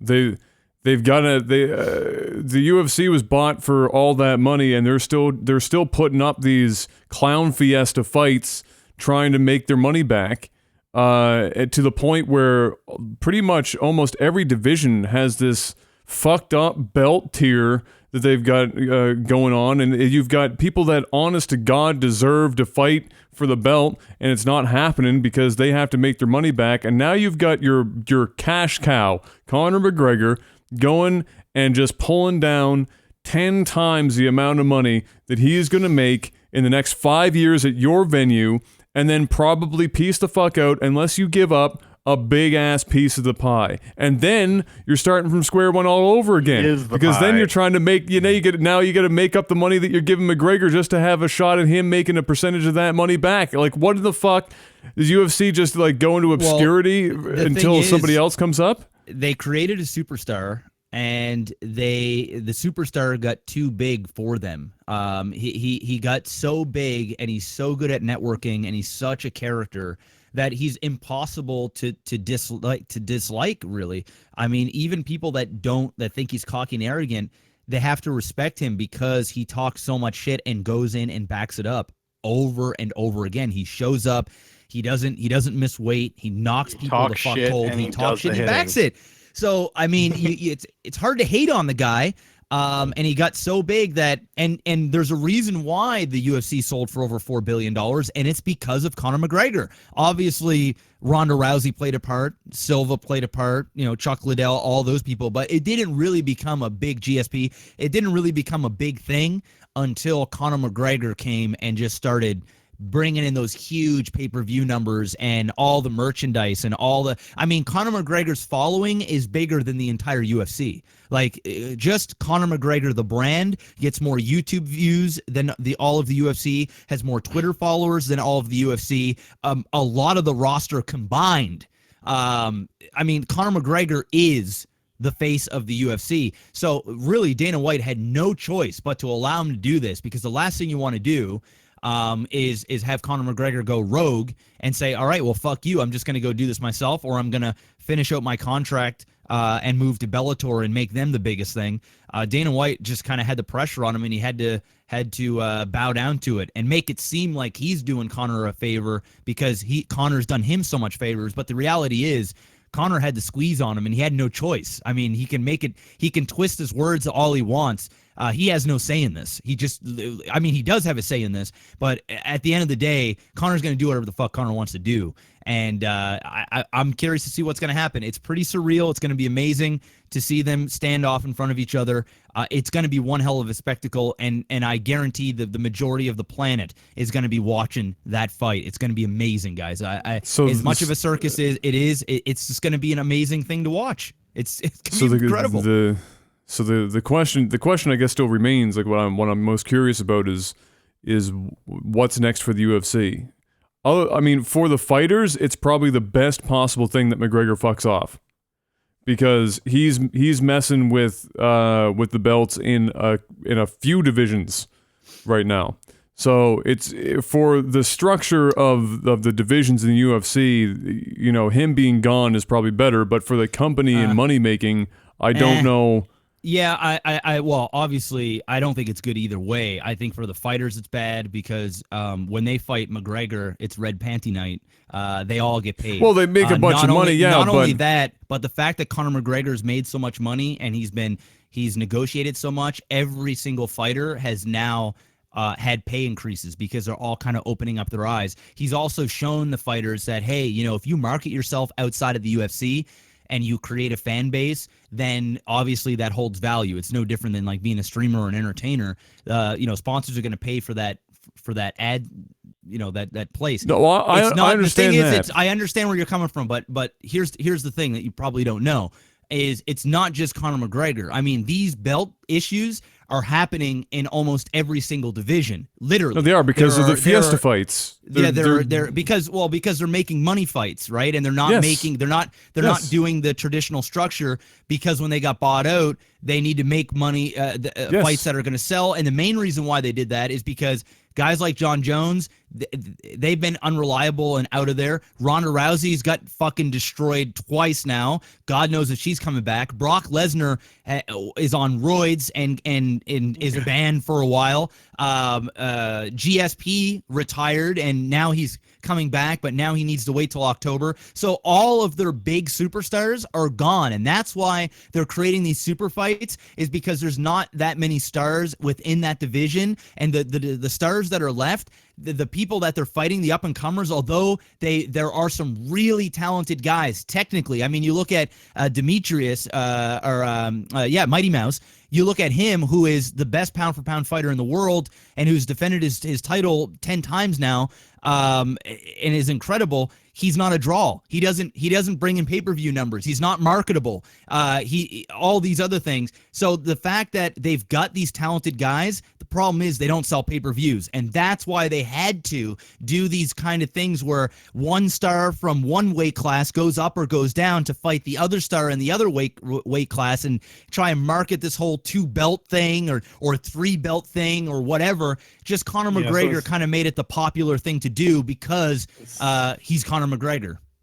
Yeah, so instead of pretty much having strict weight classing leagues, they're pretty much just like, we'll just go with whoever's the most popular, send them back and forth. Yep. And that's true. And again, that's going to mess everything up. And whether Conor's sucks. there or not, that is going to continue to go forward until either Conor comes back, and that's only two weight classes, depending on where he wants to fight. When GSP comes back, John Jones is coming back in July. So there's a lot of fighters that are now about to come back. So I think once these fighters do come back, we're going to see, I'm sure we're going to see some obscure super fights, of course, and they're fun to watch. But hopefully we'll see a little bit more within the rankings so that there's actually some more structure in the UFC, and it's not all about who's got the biggest social media dick. And it's more about who's the most talented fighter in the weight class. But once again, they're a business, and they got to pull in those numbers, especially when they spend over $4 billion. Again, everything you just said, I get, and a lot of that was what I already said. My question is still the question that I'm asking is, how, because McGregor, like what you just said, exactly underscores my question. Is all of their stars are gone. They're either doing blow or fucking liquoring up right through the anus and going and driving Lamborghinis and crashing them into fucking telephone poles, doing whatever the shit they're doing, and not being reliable. Or you've got Ronda Rousey who just getting her shit kicked in, or whatever the thing is. They have 0 stars right now. They have Conor McGregor, full stop, period. Everybody else is either dead in a ditch or on their way to being dead in a ditch. And then they have a bunch of really technically phenomenal fighters, and yes, they're not marketable, I guess, or as marketable, so on and so forth, creating their own brands outside of it, like Conor has. So the question is still that I'm asking myself here, and then I don't know what the answer is how does the UFC handle the fact that when Conor makes so much fucking money that he doesn't give a shit about the UFC, and then they don't have him, and they still don't have John Blows or whoever the fuck else is out there doing their thing, fucking up their careers, doing shit they shouldn't be doing. So that is my question. I understand fully why they're doing super fights. I get it. It makes sense. Mostly it's because they paid too much fucking money for the UFC, but it is what it is. And now they got to make that money back. But it's just for me, it's unfortunate because you watch these guys that are incredible fighters basically sit on a shelf during the prime of their fighting careers, just literally with a thumb up their ass. And it's great that Conor has raised the pay grade for everybody else, but that's already been done now. He's accomplished that. So it's not about that anymore. It's about the fact that you have all these people, basically paperweights in the locker room, not being able to do anything because they're doing these never-ending super fights. So I'm hoping at some point that slows down. And I guess the thing that I would say is, and I understand this isn't reality, but it's something that I would like to see them do. They've got all this fucking money. The UFC's got all this fucking money. There are lots of sports where the people that are the stars of the sports are not really that fucking marketable at all. They are like savants. They just have like zero personality, but by God, they are absolute legends in whatever the fuck they're doing. You know who takes over at that point? The company managing their ass. They paint them up, make them look pretty, and fucking smack their ass and tell them to get out on stage and put the fireworks in the fucking background and light a rocket up under their ass and fucking send them to the moon. WWE effect. Yes, they take people that are skilled, but they have fucking zero goose egg personality, and they do it because then they make a shitload of fucking money.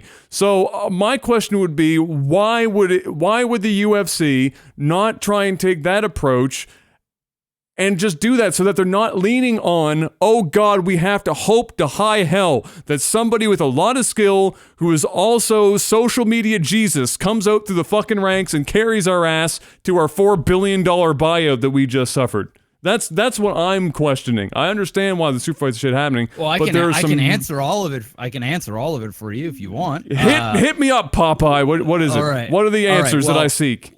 Well, for one, they are sort of doing these things. They do have UFC retreats. They actually just had one like 2 or 3 weeks ago, where all the fighters get together. They talk about branding. They talk about promoting yourself. All these things. Fighters get together. They shoot the shit, so on and so forth. So they have those.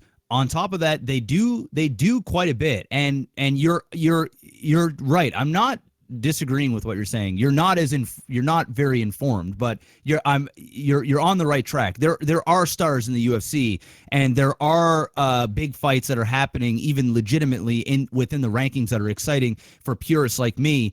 But you are right to an extent. The thing is John Jones is coming back. He fights next month. GSP is coming back. He fights in September, October. Yes. A lot of these fighters, these big fighters, are coming back. I God knows about Brock Lesnar or Ronda Rousey. I'm sure Ronda will come back at some point. But even if they don't, they are there. Here's the thing with the marketing. They do embedded. So they show the fight week leading up. They do the every day. They have cameramen that follow them around and promote the fight, and they have an opportunity to show off some things. They do a bunch of analytical stuff where they talk about the fighters. They show highlights of the fighters. All these things. The problem that they have is a lot of the fighters are not really interested in doing promotional stuff, mainly because they're so dialed in on their craft that they feel as though they don't need time to do it. And yes, the UFC understands that, and they are doing what they can. I feel like I'm working at UFC. They're doing what they can, but the problem is everybody is a subcontractor. Like they all do their own thing. They have a roster, but fighters can deny fights. They have to accept fights. They have to sign them. They have to deal with their own camp. The UFC doesn't pay for any of this shit. They have an amount of money. They get a Reebok check, and that's the show.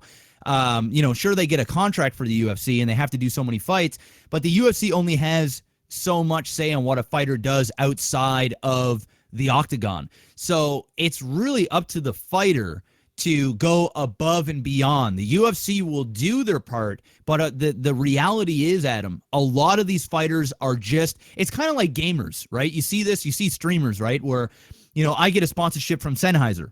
And I'm not the biggest streamer in the world. I don't have the biggest audience, but I'm a very personal person, right? So if I tell somebody, hey, go buy Sennheisers because they're amazing and they sound incredible and I've been using them for a long time and I have that connection with my fans, then my fans are my viewers are going to take my word for it, and they're going to go out and they're going to support the sponsor that supports me, because that's just the way it is. Problem is with these fighters is they don't give a fuck about sponsorships. A lot of them don't. The good ones do, because they understand the money, the benefits. That's why a lot of these fighters are doing commentaries now, working at Fox, getting their brands out more, getting their personalities out there more. DC's one of those guys that was not really liked and got hated on a lot, but people are starting to come around him because they're realizing the type of person that he actually is.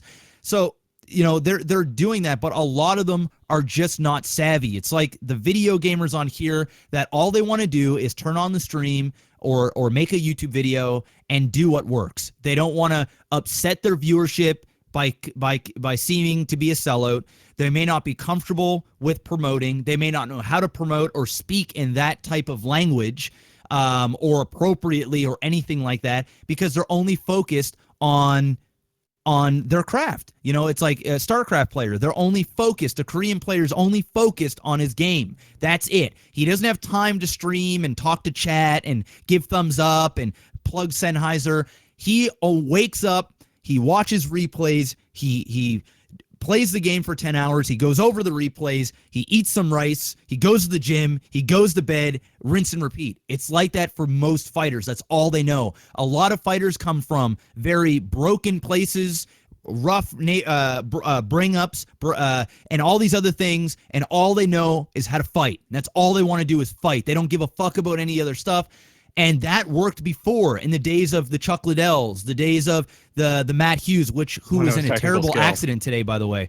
all those great fighters in that era when the sport was coming up, and it wasn't as commercial as it is now, where it's all about the numbers. Back then, it was just growing, and they were always exceeding the expectations. But now that the UFC has bitten off more than they can chew, so to speak. I mean, they will make their money back, of course, but now that they've taken a big chunk of pie, there's that extra pressure now to push megastars and create megastars. But it's hard to create a megastar that doesn't want to go on the other side of being a star. That's like Mighty Mouse, who is a megastar, and every fighter like goes on their knees and bows to the god because he's so fucking good. But most casuals don't even know who he is or give a fuck. And that's the sad truth. And until he's willing to go the extra mile and the UFC is willing to meet him that way, then and not everybody can be a star either. Not everybody has the look. Not everybody has the charisma, the charm. You can't force these things. You know, we're in the entertainment business.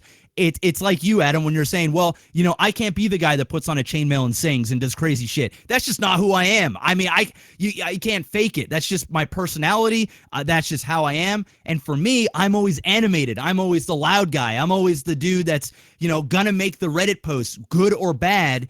And those are the type of people that are marketable because they get the eyes. And not everybody can just go in the spotlight and do those things. And that's where the big issues are, and that's why the mega fights and these weird fuckery fights happen, because they need those marketable beings fighting each other to make those numbers. Can you explain this star, megastar, and then the other side of the star? Yeah, because I'm confused by the sides and how many sides the star actually has. Okay, well, a megastar is someone like Ronda Rousey, Conor McGregor. Those are the even Brock I understand. Lesnar. I understand who's who, but like, what do you mean by sides of a star? Okay, so when I was saying the two Mighty Mouse sides, is an example. Mighty Mouse is an example because Mighty Mouse has got the technical side, right? Can you imagine if you gave skill. Mighty Mouse's skill to Conor McGregor? I mean, it would be fucking insane. It's like making a Mayweather, right? It's like Mayweather skills, is both sides of the spectrum, right? Super skilled, an amazing shit talker, and a seller, right? Always on social media, always flashing, always making headlines. The sliders. Exactly. A lot of the people in the UFC, they're either ultra skill. I mean, even GSP, for an example. GSP is like sort of in the middle, where he's extremely talented. He's still really marketable, but he's not like on the side of Conor McGregor and Ronda Rousey. He's like closer towards that end spectrum, where he's marketable as hell and he'll sell pay-per-views. He may not do Ronda Rousey or Conor McGregor numbers or even Brock Lesnar numbers, but he's going to do big numbers. And also, he's just not that exciting of a fighter. He lays on people, or at least that's what he's been doing for the last part of his career. But McGregor not only talks shit, but he goes out and does it. Ronda Rousey was the same way, going and destroying people. There was a thing where you could watch all of her fights on a Snapchat. You know, it's like that's how fast these fights were ending. So you've got the guys that are good, the DJs. Then you've got the marketable guys like Rumble Johnson, who just recently retired, who I think will come back. Guys like that are talented, but just exciting to fight, exciting to watch, and they'll sell pay-per-views. And then you've got the GSPs, and then you've got the McGregor. So there's different levels to this shit, and they need more of the GSP type shit, like the John Joneses, the GSPs,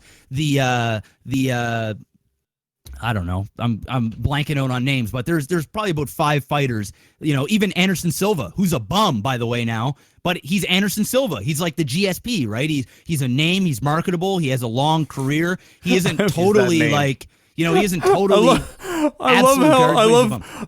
I love how every time Anderson Silva leaves Jeff's lips, it's like he has like a fucking bodily reflex. It's like, oh, he's bum. Oh God. Yeah. He's gonna fucking vomit those words out. Like, he's like a 43-year-old man repairing a fucking Staten Hat bike. He's a bum. I'm sorry. I'm an Anderson Silva hater, dude. I'm sorry. Rightfully so, though. Like, bad. He hasn't been good for a long time, but. He's fucking 43 years old. He had a leg snapped in half. I mean, really, how are you supposed to be a fucking god? If you're gonna keep fighting, then I'm gonna shit on you, right? Go retire with your fucking tens of millions of dollars that you made, and just go. He's fuck just off. having fun. Yeah, well, he's just having fun. Says the guy that wants it to be normal again. I mean, Anderson Silva is fighting some top tier dudes, and he has no business doing it. Because he's Anderson Silva, right? I mean, you just said go have some fun, Jeff. Well, no, it's not his fault. But you literally just said, like when are they going to go back to doing what they used to do? The thing is he's a big personality and he sells pay-per-views. So it is what it is. So I'm just going to keep shitting on him every time he goes in there and barely wins one fight out of like 4 years or gets his ass whooped. Oh my God. So anyway, that's the UFC talk. I'm excited for the fight. I'm sure we'll talk about it again because I can guarantee you when these guys meet up, there is going to be some crazy shit that's going to go down, and it's going to be hilarious to watch. The buildup is going to be fucking insane. The buildup's going to be better than the fight, for sure. The fight's going to be so bad, dude. It's like there's no outcome for that fight where it's exciting. It's literally, and if there is, it will be exciting for like the 0.2 seconds if McGregor knocks him out, and that will be it. And then it will be over, and it will be like watching porn and smacking your dick around. And then at the end of it, and you're done, and you go, "Oh God!" Well, you look down at yourself, and you're like, "What have I done?" And that's basically going to be it. All hype and everything, and then oh shit, what the fuck have I done? Why are these midgets in this clown car? I don't know what's happening right now. Is that a horse? God. What the fuck? So, that's pretty much what's going to be like. Is there anything happening in the movie world? Are we still in the dead zone right now?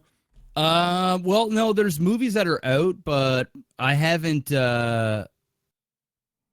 had any time to go and see a movie. I still haven't. I haven't even watched Wonder Woman yet. Dude, when I got that big retro pickup, that has like consumed my life for the last. I'm done with it now. Like I've gone through everything, so I haven't had a chance. Like last movie I saw was Wonder Woman. I need to go see The Mummy. I need to go see All Eyes on Me, which I think came out tonight. That's the Tupac movie, so I'm gonna definitely go see that. What funny thing about All Eyes on Me is the guy who plays Tupac. He looks exactly like Tupac. It's fucking scary, dude. Throughout high school and stuff, they all called him Pac. His dad actually produced music for Tupac at one point, and I'm like, well, maybe that's why he looks like Tupac. Maybe Tupac boned his mom, and that's like his actual son or some shit. But the guy was working at fucking like Target and just doing retail. He wasn't an actor, nothing, and he submits a tape. An audition tape on the last day that you could submit, and he ends up getting a call back from Hollywood, and he ends up auditioning, and he gets the part. It's crazy. Good Lord. And apparently he fucking crushes it. Like does an amazing job with acting. He comes from a musical family, so he sounds like Tupac. He's just it's supposed to be just incredible. So I'm really looking forward to it, and I really enjoyed Straight Outta Compton. I actually saw Straight Outta Compton 3 times. It's that good. That was a good movie. Oh, it was amazing. It was a perfect blend between like biopic and like movie fun. It was just those movies don't usually go well, and it like actually hit with a lot of audiences and did really well. And I always knew a lot about the NWA, but I never knew that much about Pac. So I'm curious to see the story there and see how that goes. Besides that, Rough Night comes out, which is like a comedy that I'll probably take the wife to. It's about girls that it's like on a bachelorette party, and they get a male stripper and they end up accidentally killing him, and then they have to like cover the body and shit. So I hear that movie's like, I hear some people didn't really like it all that much, and I hear other people said it was really funny, so I'll probably take that. And then of course, Spider-Man Homecoming will come out, I think the following the first week of July. So, but beyond that, man, there's not a lot going on in movies. Wonder Woman's crushing it. It's made $1 gillion. So Wonder Woman's doing great. It's still making insane amount of money. So that's good. Baby Driver is what I'm waiting for. Yeah, it's gonna be good too. Did you watch the 29th of June or July? I think that's July. We said first week of July last time we talked about it, I think. No, that's No. that's Spider-Man. It might even be the first. Oh no, it comes out. No, it was Baby Driver. I'm almost positive it 29th? was. The 29th, end of July. I knew it was the okay, 29th. I it was. didn't know which month. Oh, okay. Yeah. 29th Homecoming's of the July. 7th of July, so I didn't know if it was June 29th or July 29th. Dude, there's so many good movies coming out next month. It's ridiculous. Homecoming comes out. Baby Driver comes out. I think there was another War, one that month. War for the Planet of the Apes, which is an incredible franchise, and then Dunkirk from Christopher Nolan. So I mean, there's a lot of good movies coming out July's a next fire month. month. It's a busy month. I just haven't had a chance to go to the theater, man. Like and it's like it's one of those things where the movies that came out over since Wonder Woman, they've like Not been intrigued that me, hot. but I'm not like I don't want to run out to the theater and go watch them. Like, you know what I mean? Like if I'm say it's 10 o'clock at night, I'm done streaming and I'm kind of tired. Like I'm just like I'm not gonna go to the movies. Like it's that type of thing. Like if it was a Wonder Woman or a Spider-Man, I don't care how tired I'm going. I'd go get a coffee and go to the theater and enjoy it. But a lot of these movies are just like meh, and then I'm hearing the critics go meh, so I'm just like meh. I'll wait. Yeah. But I think this week coming, I'll end up seeing 2 or 3 movies. I'll pack them all in. Yeah, I That's really haven't. about it, man. There hasn't really been anything that's been. I mean, Wonder Woman, I consider going to, but that was about it for a while now. I'm waiting for Baby Driver. July's got a couple that I'd probably go be interested in seeing. But Dude, definitely I highly Baby Driver for recommend sure. going to see Wonder Woman, dude. I highly recommend Yeah. it, man. It's like it's one of those movies that you should really see in IMAX. It's so good. It's so good. All I've been Like, doing, bro, is watching Luther on Netflix. That's all I've been doing. That show is And so good. That show is fucking awesome. If Oh you've shit, seen it, Baby I'm guessing. Driver. Yeah, yes. Baby Driver's June 28th, so it's this month. Oh, okay, there you go. Sweet. Well, there you Next go. week. That's even better. Oh, yo, Jeff. Hmm. We need to watch. Are we that gonna when I'm go? there. Yeah, When are are we you gonna go coming? when you're here? I'm coming on the weekend of July 1st. No. Oh, okay. Shit, I didn't know. I didn't know you were coming that soon. It's like 2 weeks. Okay. You know I'm going to Vegas, right? When are you coming? I'm July. Oh, the arriving- weekend of July 1st. Okay, I'll be home. I'm gonna be I'm going to Las I'm Vegas leaving. from July 5th to the 10th. Yeah, I'm coming in on the 29th, and then I'm leaving on the 2nd. Well, then how about You're all here for three of us? Canada Day. How about all 3 of us go to Baby Driver when you come down? We can do that. Yeah, yeah, Done. I think that's good. We'll have a little Yeah. bro date, and then we can talk about it. Damn, yeah, I didn't realize that. I think you're here for Canada Day. I thought Yeah, you are. the 1st. Yeah, Oh, it's gonna be hilarious. We celebrate Canada Day and then 150th. go for Canada Day, and then come back for 4th of July. Is Yeah, Gabs you're gonna be home partied too? out. Yeah, she'll be home for that. Yeah, yeah. Oh, Yeah, she would have been literally devastated if she wasn't here for Canada. She's so hyped Yeah, for Canada because Day. downtown. Are you guys? Obviously, you guys are probably gonna go downtown for that, like to the waterfront Yeah. and shit. Yeah, because Yeah. Kayla and I are gonna go down too, so we can all just kind of go down if Tabin's Yeah. gonna be here. Yeah. That all works out. So there We'll it is. find you- We we'll- just we'll- made we'll- dates. We'll make a. Ryan will be my date.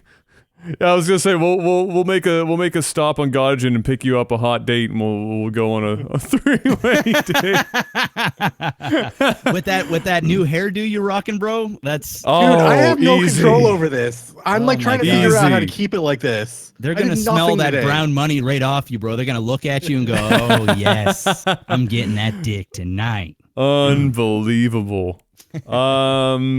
What was it gonna say? Yeah, Luther, Jeff. I know you're a big Idris Elba fan, so you should watch it because he's the star of that show.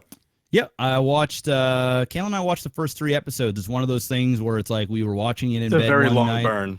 Yeah, it's not that we didn't enjoy it. We just ended up. I think at It's the time hard to we watch started it for a watching while. Stranger Things or whatever. the Stranger fuck. Things.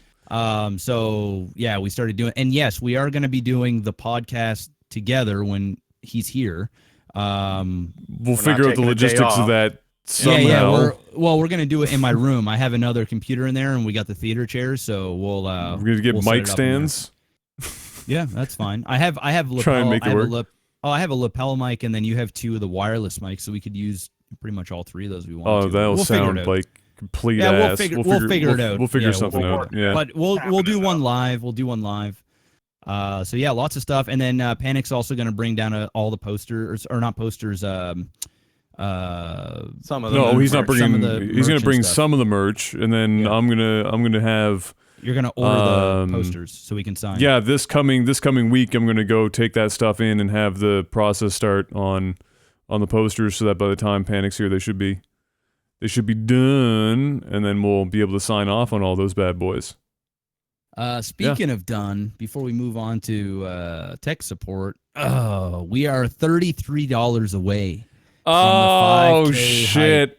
We It's still gonna have time. happen after this podcast goes Yeah. up. we'll get it. Yeah, for sure. No For sure. worries. Yeah. Oh, I didn't look at the technical alpha stuff, so The tech support struggle is real. All right, we'll see. I will also bring them up. Hey, can we talk about Patreon got completely Yeah. The redone? new logo. Yeah. And the new logo, poor life choices were made, and then you get to the Looks like a website, dick. and then you see the font, and poor life choices were continued to be made over and over and over again. It's just like a complete gong show from start to finish. I'm happy that they did a little bit of a rebranding because they definitely needed it, but holy dated. shit. Let me log in. Our Just Patreon looking account at has been questions. closed. Let me see here. Panic, did you already have a question picked out? Just checking if any new ones were entered because I had asked in chat earlier if people wanted to do more questions because there weren't too many. Let's see what we got here. All right, yeah, I'm gonna do this one. It's from Postal Panda. Okay. He is a $100 pledge. You are a baller, and we love you, which is why I'm also picking this question. It was a good question. I saw it earlier on Reddit, a similar one. But you guys ready? I'm ready. Oh yeah, I'm Just ready. while my page reloads. Waiting for my page to reload. All right. Postal Panda writes, you are given the power of immortality.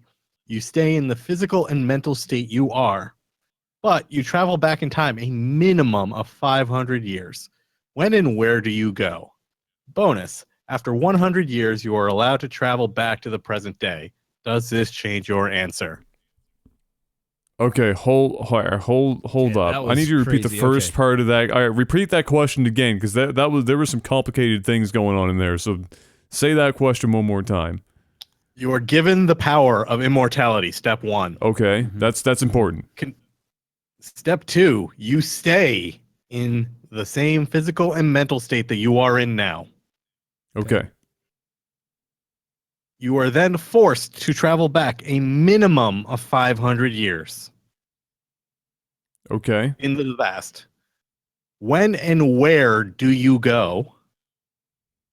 After spending 100 years, you are allowed to travel back to the present day, today. So basically, Does that change your answer? we're immortal. We can travel anywhere from 500 years and later. But further back. Further back.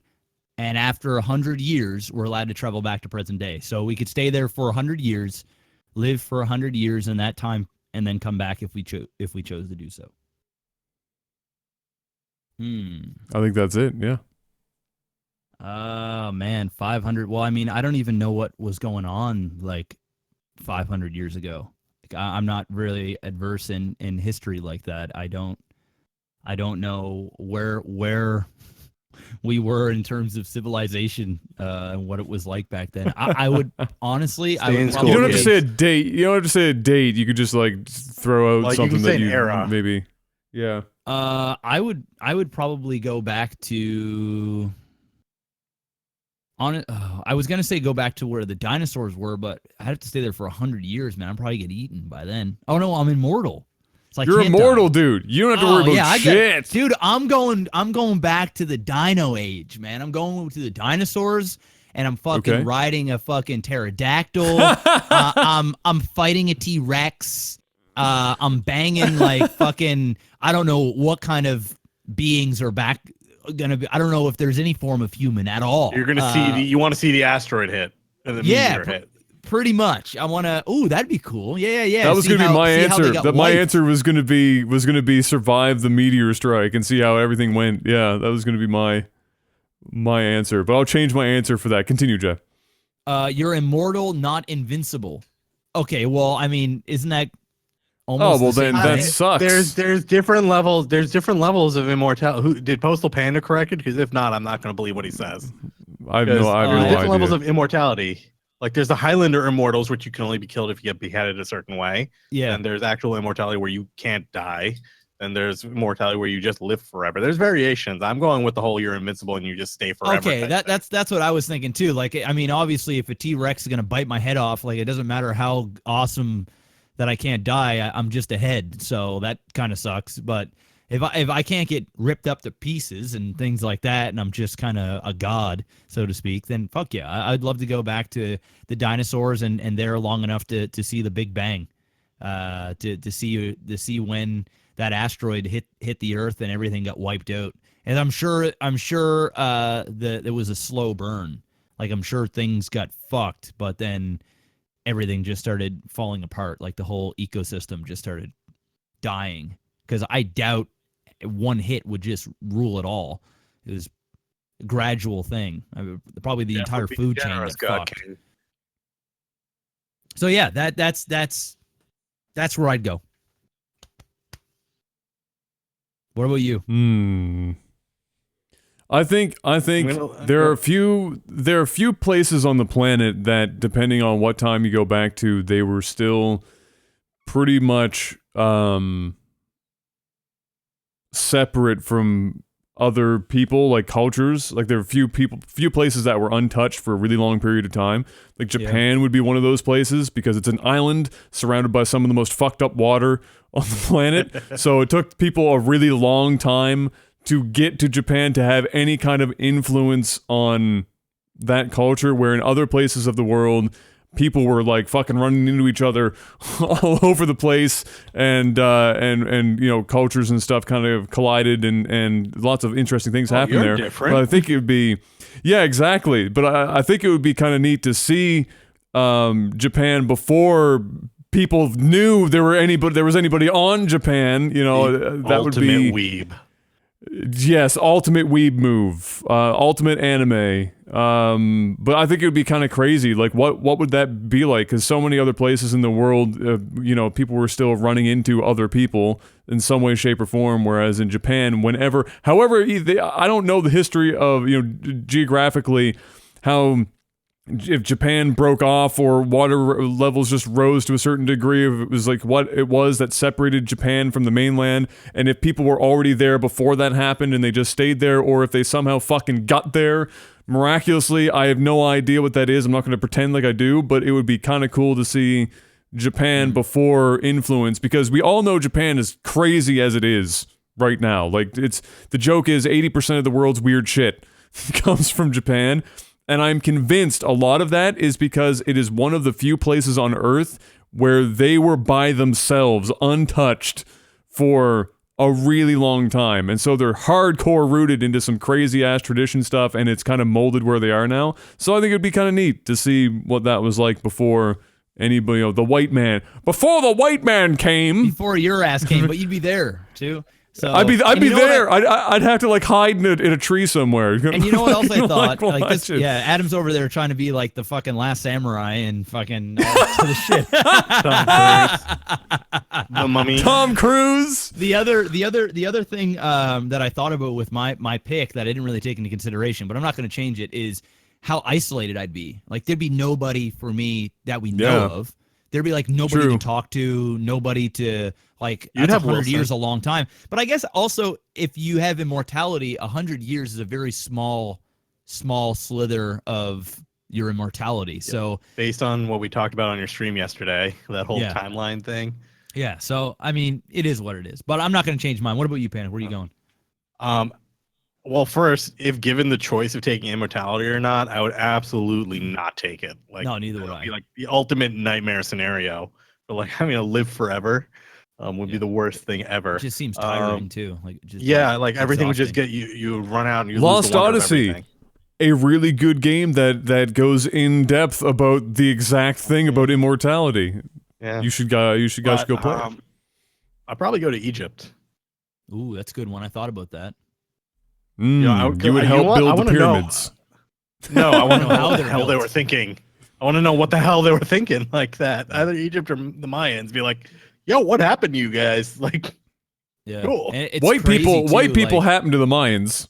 I watched So I watched the video. Actually, somebody in my community sent me a pyramid video on I've watched a how- lot of pyramid videos. It's just how kinda, precise they stuff. were Yeah. on making these pyramids. Like when they went and even today, modernly, and they go and do the measurements and everything. It's so insane how fucking smart and precise Not just the everything building was done. itself, but like where they built it, the direction it's facing, Yeah, directionality, the everything. astronomical yeah, the astronomical alignment of these things is crazy. Yeah, it's Yeah, it's yeah. That's nuts, kind of what I dude. want to see. I want to see that.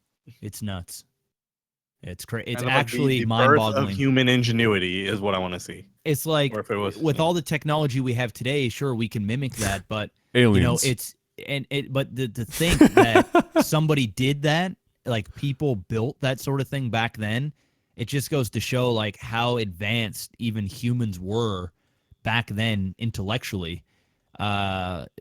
It's almost like, because when you think of our technology now and how smart we are, it's evident that we've always been a very smart species. Like we've always had it. It just seems like we're more we've so had now we've because of had technology. flashes in the pan. We also are remarkably stupid Oh, big time. at the same time. Yeah, we've definitely. I think we've actually got more dumb over time. Yes, than I anything. honestly, Idiocracy. it's Yeah. I think like en masse we've become awfully fucking stupid. But I think there's also a bit of a almost a fallacy that a lot of people kind of fall into, where they look at the pyramids, they look at like the Mayan stuff and all this. You know, whatever, you're watching history and you're seeing ancient aliens and the dude's hair is getting crazier and crazier like Panic's every fucking 5 days, and it's getting more and more insane. Don't hate, They, appreciate. they look at it and they go, you know what? We aren't as intelligent as we used to be. Some point, it's somewhere down the line, some catastrophic thing happened and we became... we lost the old ways. We don't know things the way that we should know them anymore, and people back then might actually have been smarter than we are now. I think that, you know, there's also something to be said about thinking that exclusively we are more intelligent now than we've ever been in the future, just by virtue of being further down the line in the timeline. That doesn't actually mean you're smarter. That just means that you're further down the timeline. But we've obviously made a whole hell of a lot of friggin' advancements at the same time. So I think it's a little bit of both camps here. There are things that we have perhaps lost the art of how to do things, and then there are things that we have picked up in instead of those things. And so, but it's super crazy to watch. I mean, I love watching those kind of things too. PBS basically had an entire decade where they lived off of people watching that shit on their channel. So That it shit is was always fun to watch for man. sure. Oh yeah, absolutely. So do we have a follow-up question to that?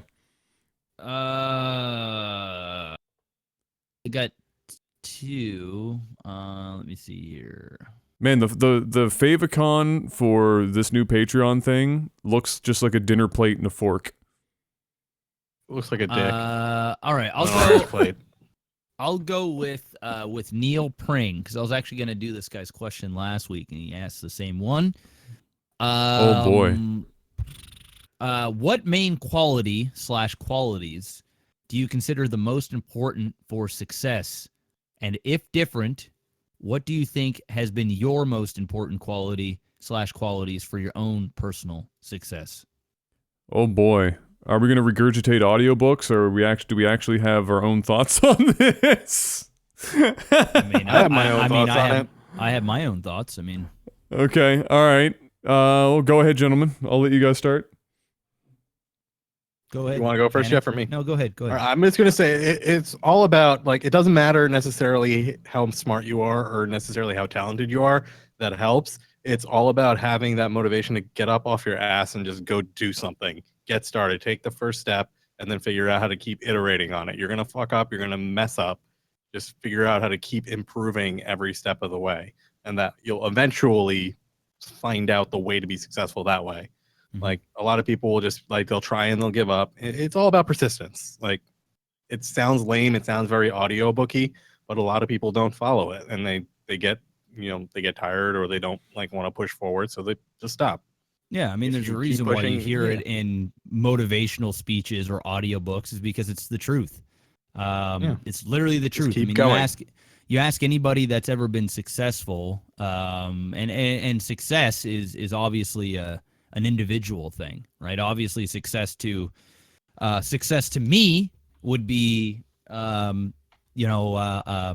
healthy body, a healthy mind, relationship, a nice house, nice car, retirement, all those things. That's success to me.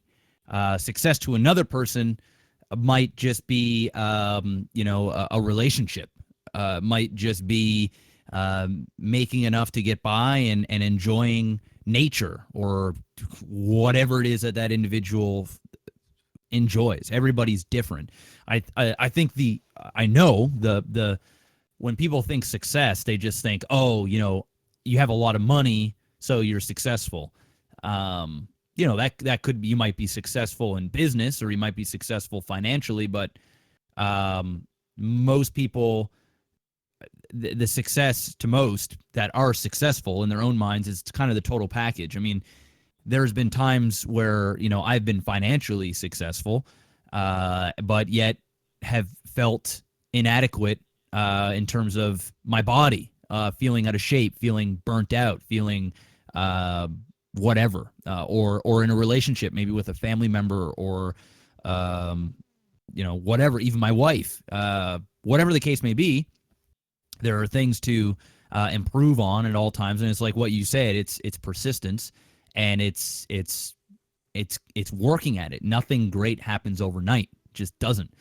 And if it does, chances are it's going to go away eventually. Most things listen. If you want to be skinny, you got to work on your body. If you want to be educated, you got to read. You got to listen. You got to learn. If you want to be a good basketball player, you got to go out and you got to shoot hoops, and you got to work on your fundamentals, and you got to learn about the game. It's just these things just don't happen overnight. It's one of those things, and that's why when you hear people on the podium, it's that big thing where a music guy gets a Grammy or whatever or an Oscar, and the person comes up on stage, this mega millionaire, the biggest star in the biz, and they go and they say this petty thing that I used to hate all the time, where they go, you know what? If I can do it, you can do it. It's really easy. Or not. They don't really say it's really easy, but they'll say something like, "Hey, if I can do it, you can do it." It's just hard work and persistence and consistency, and that's the show. And I would hear this, and this was me back before I took any type of initiative in my own life, where I was expecting the world to get handed to me. I don't know, in my sick mind, things would work out. And I'd be like, fuck this person, man. What do you mean? You're on a stage there and you've got $30 million in your bank and you've got red carpet shit and you're holding a Grammy. Like, the fuck you're saying anybody can do this shit.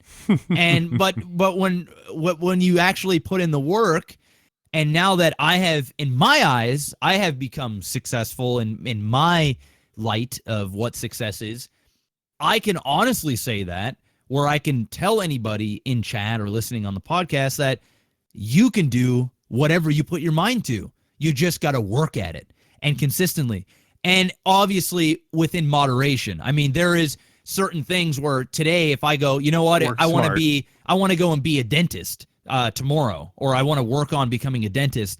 I mean, maybe I could if I dropped everything and I went for it, but how realistic is that? More extreme is I want to be an astronaut, or I want to, I want to go and win. I want to go to the NBA. I mean, obviously my time has passed. I mean, there's no way that it's ever going to happen. So you just got to be realistic with things in your own specific position on realistically what can be done, but then don't put a barrier on that where you make it seem impossible so that you can back out of it. If it's achievable and you work at it and it actually, you make a plan and you can see it and work towards it, then yeah, you can really do whatever it is that you want to do if you're willing to put the work into it. So for me, I would say the most important qualities to be successful, number one, honestly, is be humble and realize that you're not special. As crazy as that sounds, like, yeah, everybody is special in their own way, but you're replaceable in terms of workforce, in terms of relationship, in terms of whatever. There are other people that will take you out and can be replaced. If I start treating my wife like shit every day, she might put up with it for a little while, but eventually she's going to say, fuck this guy. I'm going to go find somebody else that's going to take care of me and treat me right. If I go to my community and I say, fuck you guys, fuck this podcast, fuck you, Adam, fuck you, I may be able to come back the next day and go, yeah, guys, I had a bad time. But if I'm consistently doing that, eventually people are going to go, well, fuck you too, asshole. I'm done with you. So if you stay humble and you stay grounded and you bust your ass, anything is possible. It really is. Those are my being humble and consistency. I like how you got the fuck you specifically, Adam. I just got the generic. Well, it just I'm just flattered. I'm the first person on his mind, you, right? Adam. I mean, yeah, fuck you, Adam. I've said fuck you, Adam, many times over the years. So Yeah. Oh yeah, It just it's comes happened. naturally at this point. It's rolled right off the tongue. Yeah. So similar to what Jeff said, to answer it just right away would kind of be a waste because this is a pretty weighty question. You can't just be like, well, yeah, one word, I just fucking went right at it. giver. I went right at it.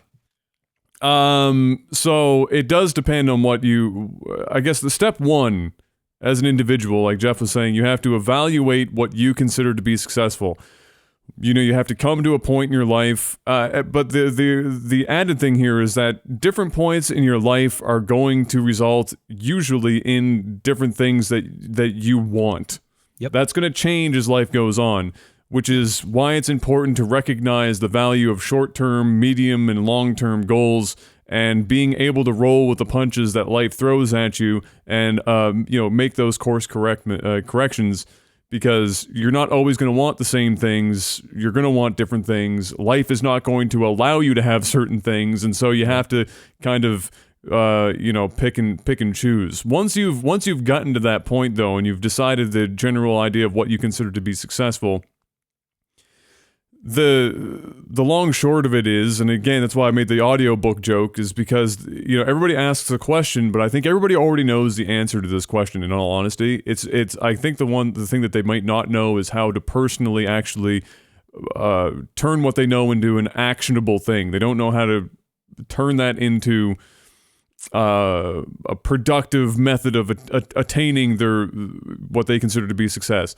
So if you want to distill it, the thing that you're going to want to find out right away is that you have to get used to fucking sucking ass at a lot of stuff. Failure is the most important part of success, bar none. You are going to get into a lot of shit that you have Screw up. You have no right having hands on that thing. But fuck it, you got to do it anyway, and so you do it, and you're gonna fail a lot, and that's fine. If you look at the vast majority of success stories, look at this podcast and it's tech. Exactly, everything fails all the time. So if you look at all the success stories, very few people, like of the 1% that everybody always pulls from when they're looking at examples of success, of that 1%, maybe 1% of that 1% are people that, honest to God, fell into whatever it was they were doing, and shit just fucking and they had the wits to make it happen and keep it going. more people in that 1% have failed a bajillion times. The people you see on like the Dragon's Den or whatever, most of the people that are self-made millionaires and entrepreneurs have a laundry list. Just like Shark Tank. It's literally Shark Tank, the Canadian version. So they have a laundry list of failure. A massive list of failure, and then all of a sudden it's failure, boom, success. And sometimes it's failure, success. Oh fuck, I fucked that up. Failure, success. And then they get there, and then once you failed a bunch, you finally get there. Then you're there. But a lot of people are terrified, and this isn't like a secret, of failing. And that fear of failure stops you not only often from being successful in the general economic, I own a house and a fancy car and I can buy a dog and I don't have to financially worry about shit. And if I'm in the States and I go to the hospital, I can afford an Advil. You know, that's fine. You motherfucker. But we're also talking about other stuff. Fear of life experiences. Like you have an opportunity to go and do something, travel, or maybe it's like try food. Maybe it's try food that you don't know about. Whatever. All this small stuff. Fear of failure or fear of looking stupid or not liking something blocks success 99% of the time. So that's probably the biggest one. Then the thing that adds on to that then is the tenacity or like the go get it. Once you've decided to do something, actually go and do that thing. That's the follow-up to that kind of deal. And again, that applies to whether it's monetary or just personal life, whatever. Those two things always go hand in hand. Now, when it comes to this kind of success stuff, not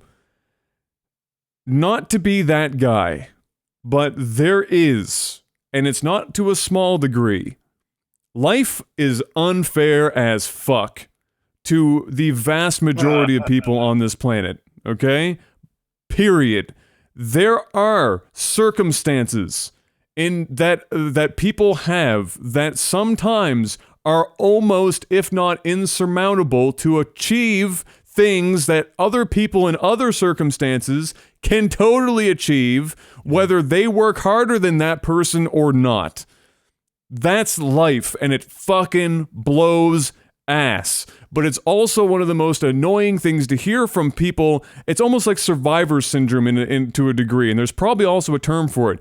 It's somebody that came out of, like, let's say you come out of fucking Compton, you're a rapper. Now I'm fucking 50 Cent now. I got shot 67 times, I'm still here, bitch, get at me. And then, now I'm making millions of dollars, and I came from literally nothing, okay? Now he's broke again. Obviously, it's not me. But then they turn around and they look at the guys down there and they're like, you can do it too. You can come up out of it. And then they got a bunch of people trying to be fucking rappers.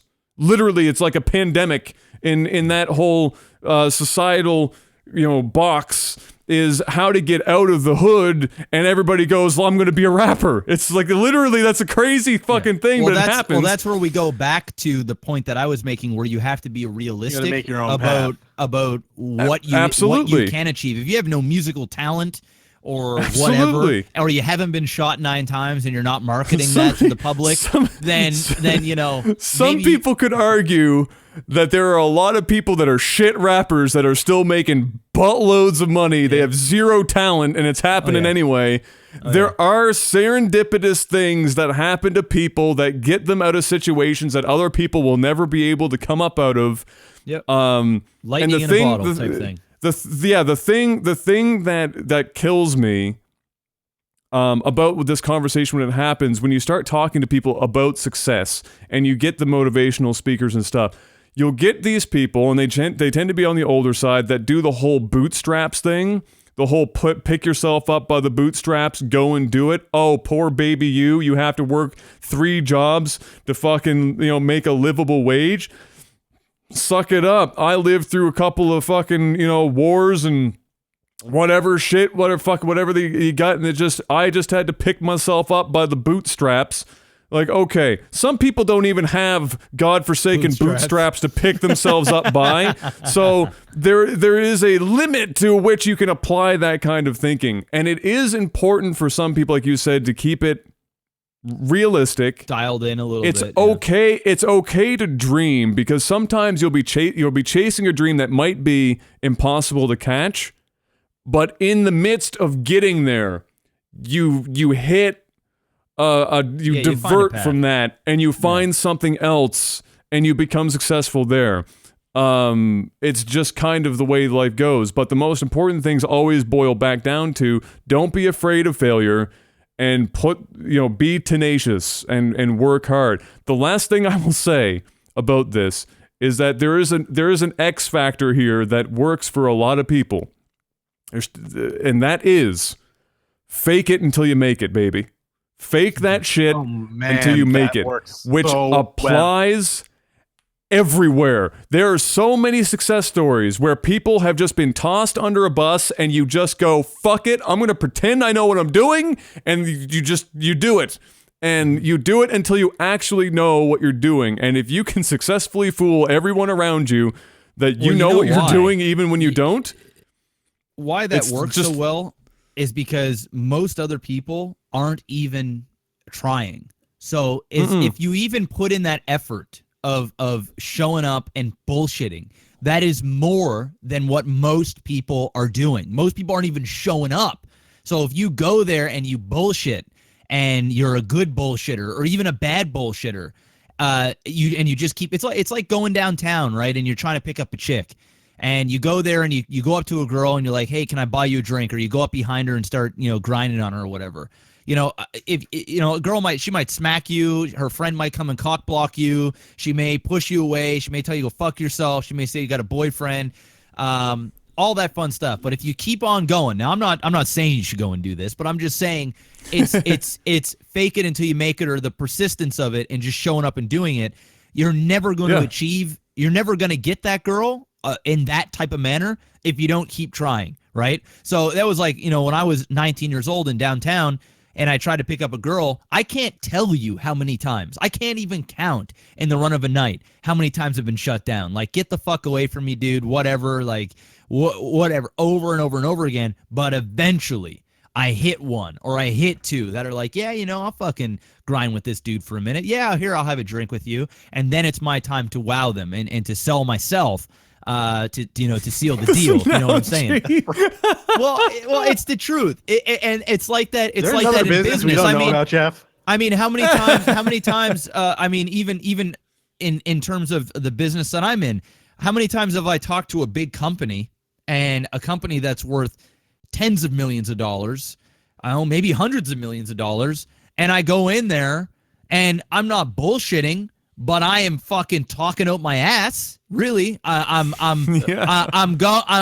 saying things that I'm going, yeah, sure, they're true, but I'm fucking talking this up right now. Like, I am selling right now. I'm selling. And how many, streamers or YouTubers or personalities have the balls to sit down with these people and pitch and really go for it? And a lot of the time is they will go, hey, man, if nobody else is doing it, we're going to give this person a shot. We're going to go with this guy because he seems to know what he's talking about. Yeah. And then when I get it, I go, oh, my fuck, I just got the deal. Well, now I got to go and actually do what I set out to do. And a lot of the time is I go in, even if it's something that I don't believe, even if I'm like, oh, man, well, fuck, I wasn't expecting that to work. Am I in over my head? Then I just go above and beyond, and I surpass even what I said I was going to do. And next thing you know, I've overwowed them. And then I've got that track record, that confidence to go into another room and pitch again and do it over and over again. And there's been many times where it's like, oh, I don't think this is going to work, or I don't think this is going to do that. Well, hey, it is what it is. It doesn't hurt to try, right? And that's the big thing. So my thing on fake it to make it, I've worked at a couple of different companies. I'm not going to name the company, but there was an engineer I work with. One of the best engineers I've worked with. I'm gonna say that I'm pretty good at what I do, but he was probably one of the best people I've worked with. and he let me in on a little secret after I left one of my jobs and I'm employed. He said, bro, you'll do fine wherever you go. You know why? Because you actually know what you're talking about. The first 4 years I was on the job, I had no idea what I was doing. I learned programming during my first 4 years at this company. I'm like, how the hell did you get hired? He's like, I opened a book, had some buzzwords, and they didn't actually look at my test. There you go. Got the job because I talked the talk. They were so impressed. They just gave it to me. And you know what I did when I got here? I looked at every single piece of code I could get my hands on. Mhm. I stared at he's like, I faked it and I got in. But then I had to actually work. Yep. Like he's like, I sat there after hours. You gotta put I in the read work. over the code. Yep. I mimicked code that people have already done. I tried to understand what he's like, and I stared at it. I had no idea what I was doing. Mm-hmm. It's always He good didn't to have a push computer the science envelope. degree. He had a degree in something else. It's not good to lie. You don't want to lie flat out and cheat and lie. I'm not saying that. There's got to be some sort of ethics in there. But Don't pull off suits. Don't pull a suits. Like you can't go, I passed the bar. I passed the bar. You can't, don't lie, but also don't sell yourself short. But it wasn't that great. Yeah, sell like yourself, he right? He went in and said, he figured I can learn this. He got the job, and then we went in, and you know what? He learned it. He was one of the best programmers I work with. And there's nothing wrong with that. What I always tell people this, and I've had have this the motivation conversation after you fake it. I've had this conversation with a few people on my stream, even as early as like last week or so, and somebody in my chat goes, Jeff, you seem to be living the life, man. You do what you love, and it's all that, and you know what? I do. My life isn't perfect. Everybody's got their own problems. It doesn't matter what it is, but yeah, in terms of career and having the freedom now, sure, I have that. And the guy said, I work a shit job. Like I hate my job. I'm making a little bit more than minimum wage. My bills are paid, but I don't have a whole lot of money left over, basically paycheck to paycheck. What do I do? Right. And I'm, listen, I don't have all the answers. Okay. I worked in the workforce, but pretty much, my entire adult life almost has been doing this sort of thing. And even for the most part, this is new in general. I mean, making money off of YouTube and streaming and all this stuff, this is like a new industry. I mean, it kind of always was around, but it wasn't as big as it was now. And most certainly most people weren't getting rich or like fucking doing really well off this sort of thing. So this was, and Adam and I talked about it on the Machinima thing. It was a trial and error. We made some fucking mistakes. Like we had some setbacks. We made every failure you can make as a YouTube channel almost detrimental to the point where it essentially killed LAGTV. I mean, the channel is pretty much done now. So, if we would have made different choices 3 years ago and not have branched out to a second channel or whatever, God knows where we would be. Maybe this podcast wouldn't even exist. Maybe we'd be the Canadian Game Grumps. Maybe we would whatever. I have no idea, and I can't dwell on that. But that, in my opinion, was a failure, and it was a setback, and we learned from it. Obviously, we learned the hard way, and that's just one of many things. This isn't something that was just even sponsorships that I've gotten in the past where, when I first got sponsored, I feel like I've always done a really good job with sponsors and I give them my all, even if it's short term or long term. But in terms of going above and beyond, and just when I first got them, I would just do my bare minimums. And then I realized, if I go above and beyond and I really and do more than what everybody else is doing, then I'm going to stand out amongst the crowd and they're going to re-sign with me, or the contract will get bigger, and so on and so forth. So these are all certain things that you learn. But to go back to what the guy was saying about the shit job is, listen, if you're one of those people, I always tell people this: stop going into your job thinking having the mentality that the job is shit and it's dead end. If you go into the job, say you're a server, like I can say this because I was a server for 5 years. Say you're a server, you're serving food. All right. Serving food. I'm sure a lot of people listening have done it in some capacity or been in some kind of sales, not even sales, but customer service or dealing with the public, retail, whatever. If you go in as a server and you get to the table, it's a beautiful thing because multiple things are happening. Number one, you got to do your job and you got to sell yourself, because if you want tips, it's no different than you're a streamer, you're a server, you're a musician, you're a UFC fighter, whatever the case may be, you got to sell yourself.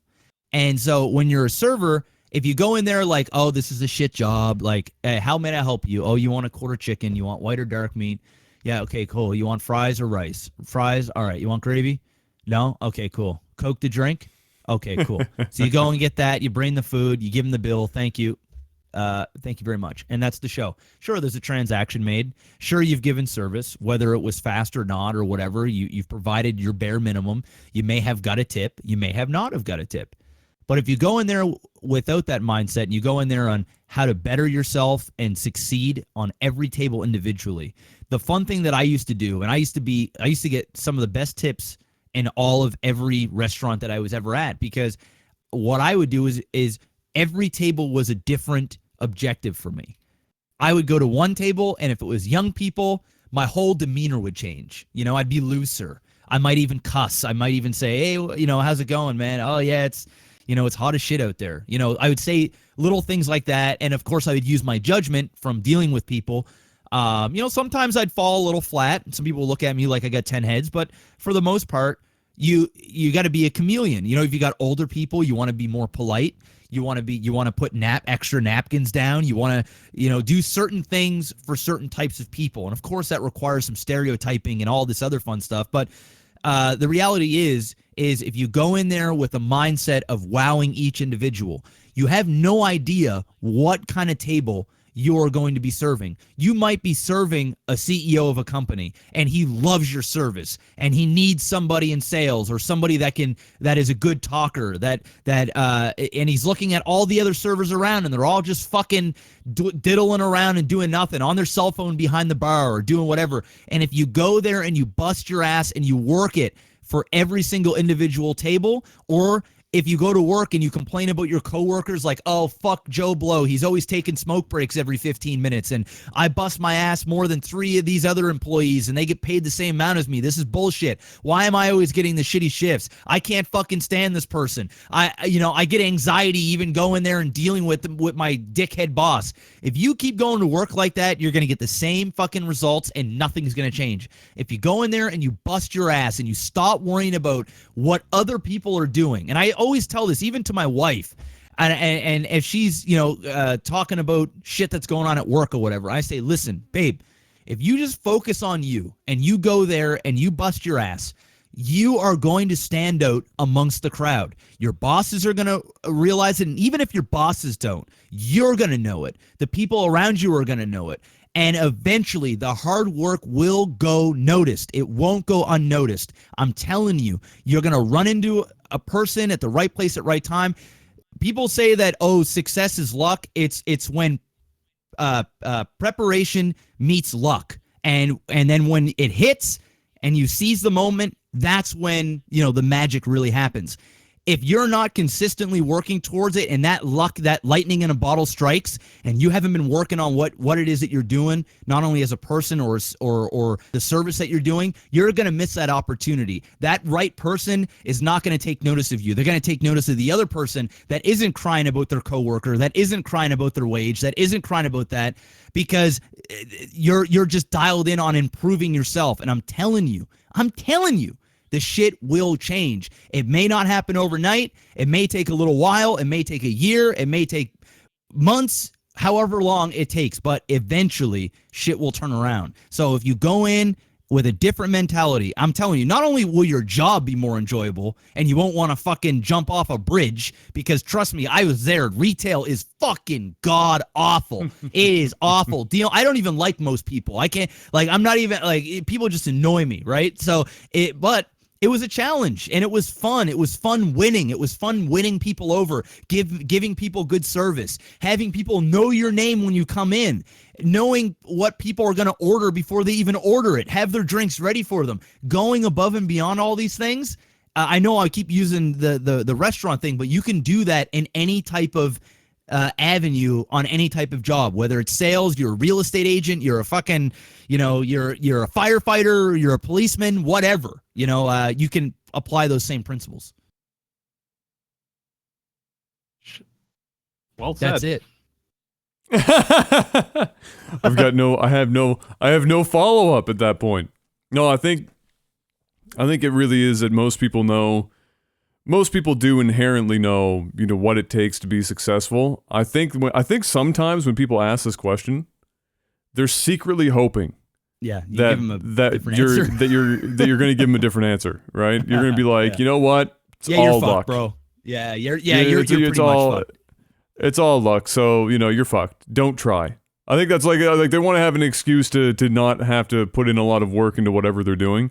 And there are situations where that is the case, where somebody really lucked out. I mean, we got hard. lucky, Adam. I mean, when you think about it, we got lucky. But you got damn lucky. The thing is yes, almost every successful thing that happens, there is an element of luck. But like I said before, it's when the preparation meets the luck. That's when the opportunity presents itself. Listen, I don't know how many times I would have been lucky in any type of life. Even if I go back to the LAGTV thing, where if we started posting up other content when the Let's Plays were booming and we wanted to do other things, it was right place, right time.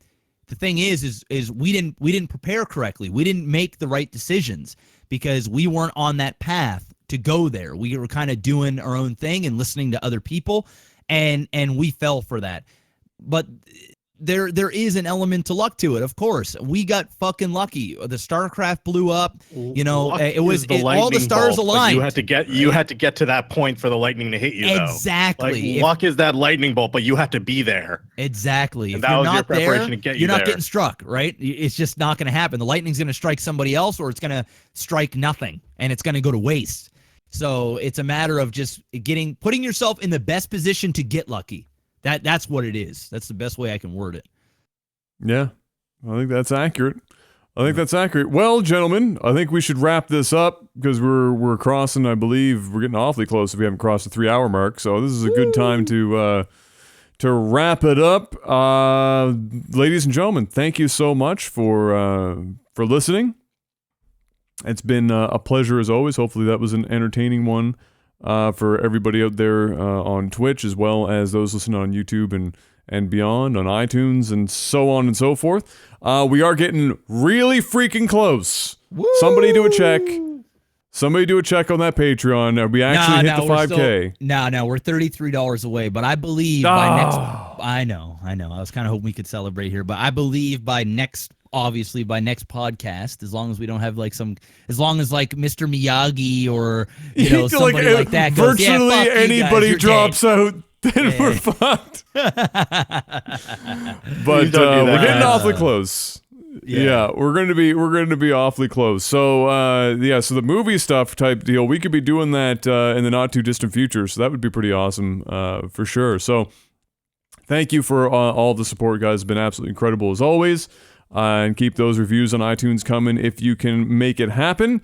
We will be back next week, same time, same place, with a little bit of a different something to talk about. So before we head out, as always, got to read out these fine folks, the Patreon producers. We've got Beastall, who is just I still haven't updated this for Mr. Miyagi. I am an asshole. Oh, Beastall, still a god. There it goes. There goes. Yep, Mr. Miyagi's dropping out. We're fucked. We're not going. We're not hitting the 5K. Beastall Kid at the 1K. Jetrix and Mr. Miyagi should be side by side there. But I'm falling apart at the seams apparently, forgetting about Mr. Miyagi's upgrade. Then we have Postal Panda, who we answered a question today. Jamaican Jazz, Adam B, Toad of Steel, Naily, J.A, Derek P, Fricey, and Ice Wolfie.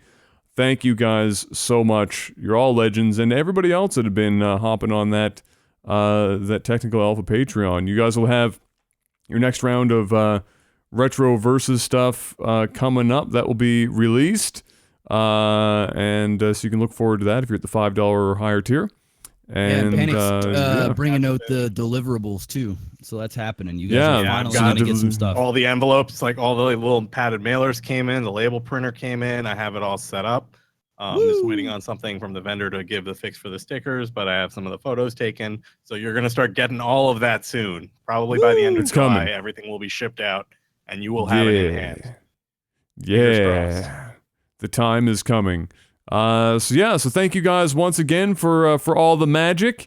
That's going to be it for this week. And so until we see you next time, peace.